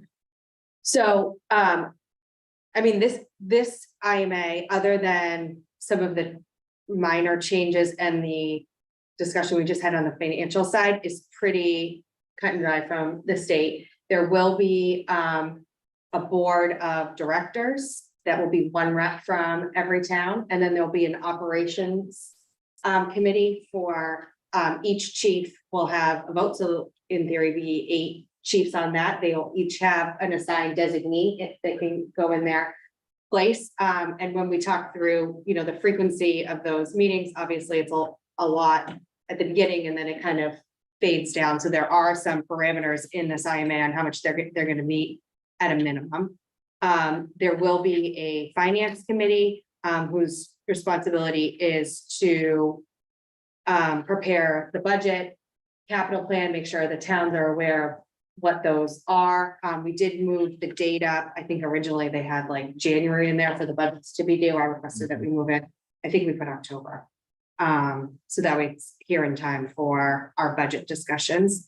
And so each town is bringing this to their select boards for review. And then we'll probably meet with the towns again, probably end of next week. Mark is my guess. And this has not gone to town council yet. So we wanted to get all the towns' inputs on any changes that we wanted to see, and then just have town council review it once. I am really interested in what town council says about this, and I'm saying that based on John Butler's comment on this contract. So long story short, he has no opinion as to whether we should regionalize or not. He doesn't know enough. He just said, the only reason he was looking at the select board agenda to see what was on tonight and saw this and so read it, he goes, he said, when you compare this to, for example, our regional agreement for the high school, right? He said, he would highly recommend that we not sign anything that, looks like this. I'm trying to phrase this with, the words I use. And he made an analogy of this in that we have compared to we have very little control over this as far as the town itself being able to weigh in. Algonquin, right? We've got a school committee where we vote, who's on that each town has an equal number of reps, but the town gets to vote on who those people are, right? They basically prepare a budget and then they tell us what our piece of it is. And we put it on in the budget and town meeting votes on that budget. So we could say, no, and there's a process in the agreement to say this is what happens if the town rejects the thing. Same thing for capital. We've got this process. We have to approve our share of the debt at town meetings. So there's a lot of control the town has over how that school is operated, which he felt is lacking here. So I really do want to hear what Dave's got to say about this. You know, they do a lot of IMAs, right? Yeah. So I'm really interested in his opinion on this as far as those comments. Okay. Okay. Not only that, Kathy, but there's mechanism here, if we don't pay, then they can basically assess whatever the deficit is. So it's sort of at the mercy of the entity here to pay up whatever. come up with. Whatever it is. Is this, Kelsey, you say this is basically the template that's in place for a number of other records? Yeah. Yeah. This came straight from the state, right? This Yeah. is their Yeah. model. And But it's close enough to the ones that are operating out there now Mhm. that they're real major difference. Can we learn anything from the ethics experience that we thought documentation about the legal battle there? Mhm. Did that have anything, we know if that had anything to do with the form of the agreement? Or that differences in the agreement might have made that less likely to blow up? well, I reread that this week and that was a mess. It still is. Right? Yeah. So, but They again, barely if sued. there's a lesson in there that says that. Yeah, don't do this that. is what you would like to be able to fix to preclude that. And to John Butler's point, Kathy, if there is too much local autonomy in terms of being able to have oversight or run a budget, then that sort of underlines the whole structure here, I think. So I'm not sure, I don't see an easy way to balance those two. So I'm still open-minded, but I do want to see what Jay says as far as that goes. You know, see if he comes back and goes, you know, great, it's good, it's on YouTube, or goes, you know, what are you doing? Yeah. You really need to have a whole lot more in there to protect you from unexpected things down the road. So I really want to get that. So what's your time, what's the time frame right now? You guys are meeting this week? I think next week, right, Mark? I Yeah. think so. Have you sent this to Jay for? No, we didn't. I wanted you guys to weigh in first, yeah. So I've got some thoughts, questions. Sure. But I think it's worth, with in mind the questions Mr. Butler had, right, about where is some democratic accountability to this new district being created. Yeah. So here's my understanding of the basic governing structure. I want to make sure I have it correctly, that That would be helpful. the power of the district comes from a board of directors. Mm-hmm. Yeah. The board of directors is composed of the for each community, mayor or town administrator / manager or chief administrative officer or their deputy. So Yeah. the person who is appointed by the select board in each community or the city council or the mayor, I don't think we have any cities in here. No. So- Anymore. So there's some accountability there, right? But Yeah. another key consideration under, by the way, under page 4, paragraph 5A, where it talks about votes shall only be cast in accordance with paragraph 4H below. I think that means it means 5H. But Right. what? It's just a typo. I think it's a typo. Anyway. So paragraph 5F says all actions by either the board of directors or the operations committee shall require the presence of a quorum and an affirmative vote of a simple majority of members present. So there's, President is opposed. Three, but there may be four. okay, so if, assume that the there's only two required for the director committees a year. But Yeah, that's what I just said. So we kept the minimum requirement, assuming, yeah, yeah, but that a simple majority of 50% is not enough to approve. You need 3 of the 4, Mhm. right? Okay, so that's important because Except it says the members present, which is interesting to me, because if somebody is not there, then 2 members is a simple majority of the members present. So that could potentially create an interesting. okay, but this whole thing assumes all. Yeah, You're talking about a situation where someone doesn't show. yeah, exactly. I'm less concerned. That's important to me just because it shows that there needs to be buy-in from at least 75% of the communities to approve the budget, et cetera, et cetera. It is the case that, for example, like a capital expenditure, under our system, town meeting can have a long debate about whether to, spend $25,000 on this type of equipment for the dispatch center, and that would not be the case anymore, right? I think that's what we're trying to figure out is what is, if there was something that needed to be funded by town meeting outside of an operational budget, how would we handle it, right? So I think initially when we talked about this, we talked about doing like a capital stabilization fund, which in your instance, right, would not go to town. I mean, the only town meeting vote on this would be on whether to approve the appropriation for the assessment, and if you don't, well, They could take it into it anyway. Yeah. so my point is you are giving up. That's the type of Yes. control you're giving up. Yes, But I mean, a couple other thoughts I thought of. There's really more responsibility on the select board to just keep on track, keep on top of what the executive director is doing, right? So one thing that, it could be in a final agreement with the executive director, it could be in some other format, or it could be in here, is just, expectation that the executive director would make himself or herself available to appear before the select board of each community at least once. So that, I mean, if this went forward, I would definitely want, it would be important to have the executive director come and just speak directly to us about what you're doing so that select board members would have an opportunity to ask questions. And then I think it would also be good to have, and I didn't see this in here, but maybe because I didn't find where it was, for the executive director or the board of directors to deliver an annual report to the select board of each community.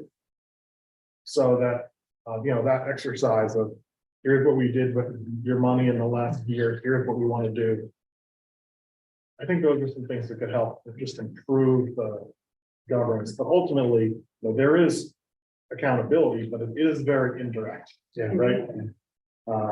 If the board of directors did a bad job of managing the budget or the operations, it still would be incumbent on the select board to police it and make sure that the town administrator or manager of each community was. I think things will be managed well. I think Mr. Purple will do a good job of keeping on top of this, but just having those checks in place where we have a meeting with the executive director once a year and we get an annual report. Those are things that could help out.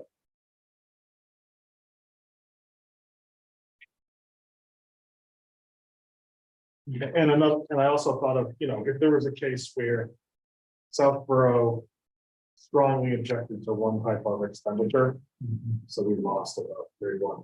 Yeah. We're still, our assessment is gonna be, we're gonna have a relatively, the way the ratio works, our assessment, we are the smallest community in here, so Which to me is some liability as well. that's, They're the three heavyweights want to push us around. They've got three votes to do that, so.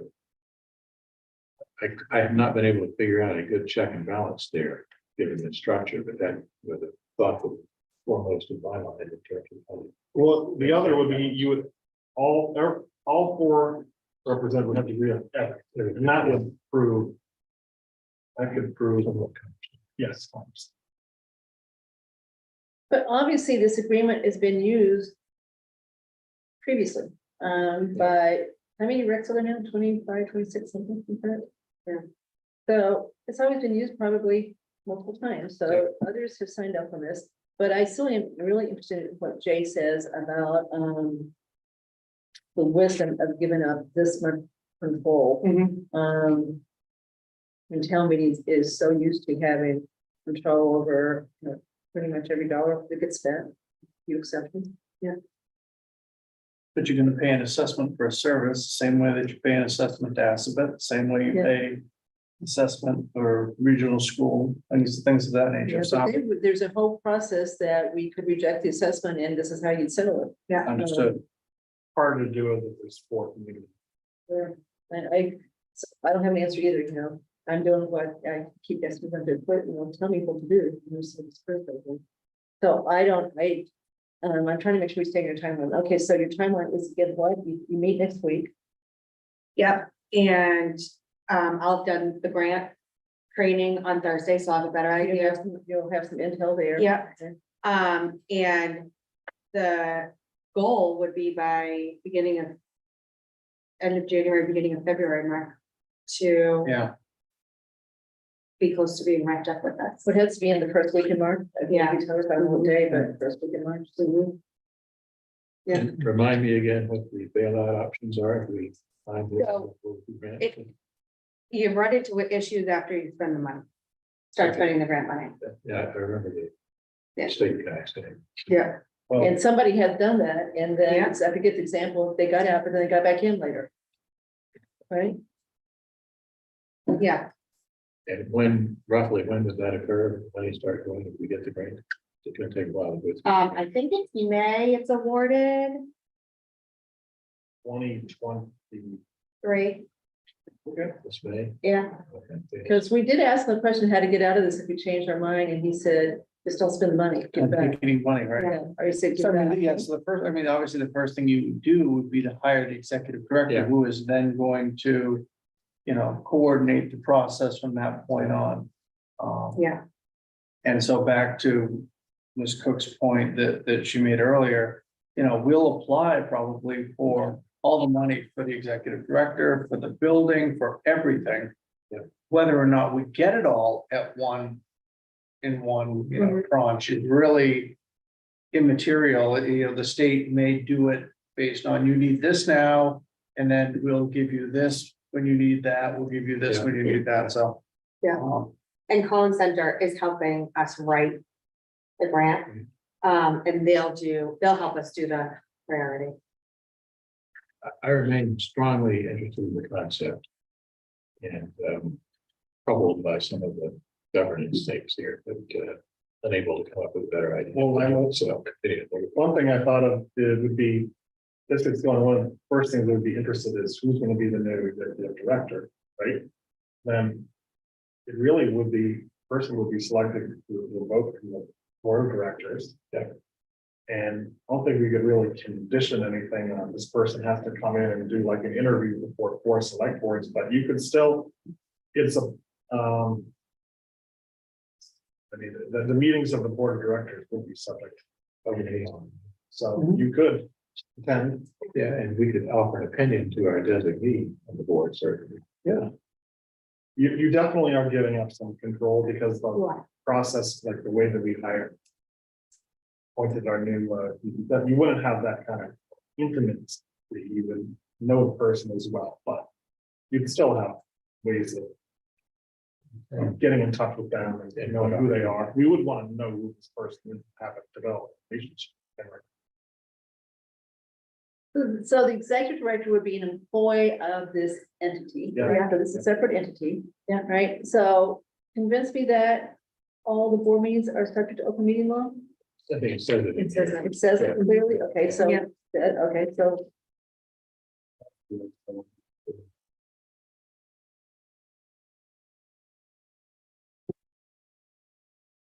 They might be kind of lightly attended meetings, you know, the poster is on Jim Hagerty's board, but not as many attendees. So I haven't changed my mind as far as being disposed toward some type of visualization. I'll never give up the idea that we didn't pursue Foxborough like we should have, but we'll lose that fight. But I did, but Mr. Butler's email has given me pause. And sitting down with Kyle the night that we canceled our interview, it's gonna be some pause. I just, have we truly flushed out what the issues are as far as our current structure, to confirm that the impetus for doing this is really sound. I think we know a lot of things. I'm not sure we know it all. So I don't want you to leave here thinking that I'm not for this. I'm not saying that. I just want to go, I want to go further, Jay, for sure. Okay. And I really want to discuss the issues that were raised today in more detail. Okay, there's no reason for you not to continue doing what you do, what you're doing. Yeah. And on the time, and we understand that there is a very short time frame on this one too. Yeah. That's fine. Another follow-up question, collective bargaining. That would also be I asked about that. through the board of directors, so. Yeah. So the executive director would do like what Mark does. And then bring it to the board of directors. So the employees would all be part of the same union that our dispatchers here are part of. No, it'd be a new union, Separate, New employer. all separate. new union, yeah. So a whole new union just for this? Yeah. Or part of the union that all the recs are part of? Not necessarily I that all recs are part of, I think it's a separate distinct union. Okay, so we're agreeing, we're going to the to, group. so we're agreeing that the employees are gonna be part of a union. Yeah. right? Mhm. And we did actually, in Foxborough, talk with the executive director there about the flexibility of the governance process. And at least what I thought I heard was that it actually works out pretty well. They've not had a circumstance where they had one community that felt like they were being strong-armed by the others. And major internal rifts about who's making the right decisions, et cetera, which was a little surprising to me, because anytime you get multiple towns working together, it seems like that'd be a great opportunity to come out. So clearly he had some motivation to make it sound like it was working well. But it really did, we really did see the state of the art one. I mean, it's possibility that really is state of the art one in the state, So we really saw the best that it can be, and therefore, that's why we like it so much. But I do think that executive director position, I mean, they're responsible for that operation. But there's a little bit of politics in that too, that person is gonna have to go out. And, that day that we had gone down, they were coming from one of the communities, from some event there and everything, and that, it's kind of that pseudo position, my position is kind of apolitical, but I need to understand the political world that I operate in. Sure. That position does have political responsibilities beyond the administrative, responsibilities too. If you So, don't do that, then you really have huge opportunity for friction. well, it's like a lot of positions, we've talked about some of the positions that we've done, like the sharing the position between our office and the treasurer's office. You got to get the right person to make it work. same thing here. Yeah. We've got to get the right person in place to, to make this work. Otherwise, it's going to struggle. Which is a greater challenge, given that inherently the position is very technical. And the technical world is not known for their political interests often. But it's a smaller pool to shop from, but I think that you can find people who do that. It's more challenge, And I think the climate we're in now makes it even more challenging, but not insurmountable. So anybody else want to discuss any further? Say that keep going, Chelsea. So let's keep going. Are you worried that, you need, all the select boards need to sign by February 24th? Yeah. So I think where we are, you've gotten feedback so that it could, there's gonna be changes or not for this, but then probably like at least 2 meetings before February 28th. There would be a meeting to decide whether to actually. Yeah. Okay. Sounds like 3 are rolling. It's okay, Yeah, but not necessarily negative so much as simply just not quite as far down the road. yeah. I think so. I think That's right. yeah. I think that's- Small point, was there any discussion around the legal venue for this to Middlesex County, to Worcester County? Do we have a preference? I mean, maybe a question for Jay, but Okay, often the legal venue is an important decision okay. for these kind of things. Where's the other Middlesex? Well, the choice of law forum, Was Worcester, Westboro? Okay, so isn't, I know Hopkinton's Middlesex, right? Yeah. But Hopkinton, Grafton and Weir. Hopkinton is. I know, in Westboro. One in Middlesex? I just looked at 2 English. Westboro is in Middlesex County? Yeah. We're an oddball carve out here. Oh, yeah. I mean, we, if you look at the map. the line Yeah, I believe six you, I just around didn't. If they're west, they should be. Whatever. What's that? Anyway, not a huge deal, but again, the attorneys are the way out. Where would you rather go to court? There's a choice of law form and paragraph 26 on page 16. First off, I guess there's 2 paragraph 26, but it only chooses the form for where a proceeding brought by an employee of the district. Oh, or any party here too. Okay, or any party here too. Yeah, So do you have an Sam? opinion where you rather be? I would prefer to have. And this is in something like fleshed out a little bit in the MOU that Mr. Butler had done for the IMA for Hopkinton and Southborough, is to have in the agreement, no one's going to rush to file suit before there's at least meetings to try to mediate the dispute. Mediation. And then you could also have Arbitration. So your recommendation is mediation, put it in there, require mediation, then arbitration. Maybe then arbitration. But of course, Westboro is Worcester too, so they're all 3 Worcester, 3 were talking. you're okay, Grafton, Worcester? I'm pretty sure. So that go in the CBA. Oh, You're talking about an employee yeah, so or- what threw me off is then I read more carefully. This covers anything because it's any legal proceeding brought by an employee of the district or any party here to, meaning any of the towns. that's signing. Okay. They're all 3. We'll just say may. But No, shall. okay. So we need to change the. Yeah, But they're not. I don't know why it says. I think that's the problem, probably. Yeah. I so would we need guess. to add that. Okay, Yeah. okay. And the other thing on that one, I guess 2 dimensions that I look at for those is that one is sort of the body of law.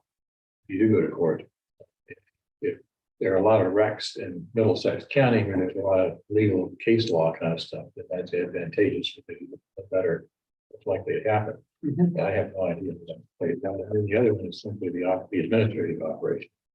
The courts in Middlesex take 10 years to get something through, what it takes 30 days to get something through. It's not so much that, it's that arbitration is faster. Yeah. It's less But if you get the court, then knowing where it works better. They're all bad. All the courts are bad. That's a divorce experience. Yeah, that's on you. Thank The you. parks, it's in the Worcester, but what, 6, 7 there? No, But that's land court. no, this is here, that wasn't here. Anyway, so Okay. legal question. Okay, so good questions. Thank you. Chelsea says she's satisfied with what we did tonight. That's fine. Yeah. Okay, so we're back to public comment. Maybe. Nothing more. Wow. You're never gonna. Yeah. Again. So maybe pedicure. Hi again. Well, I think it's fabulous that some overdue underground work was done and the library is no longer flooding. It's all great. My problem is in how the money was allocated. In regard to the $0 from St. Mark's and the $0 expected from St. Mark's, I do not feel you can correctly justify that when both the license agreement and the MOU for the land swap clearly state that St. Mark's will pay for the construction and improvements itself. Please let me know if I'm reading this incorrectly, but it seems to be pretty plain English. Thank you. Thank you. Okay, so we're going to go into executive session, take an action portrayal. Thank you, Mimi. Thank you. It's been a blast. I think you mean it. No, we're glad to have you. Thanks for the MBTA. commitments.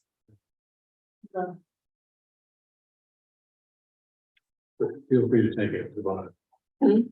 an attendant of this. That's one of my. Okay, for the- for the select board. I got a really cool pen from. Motion to go into executive. Okay, so motion to go into executive session to, per MGL chapter 38, section 21, and not return to open session to conduct a strategy session in preparation for contract negotiations with non-union personnel using exemption 2. Second. Okay, all in favor? Roll call. Roll call vote. Andrew, Aye. Dan, Aye. Chelsea, Aye. Hook is aye, 4-0 roll call vote to go into executive session.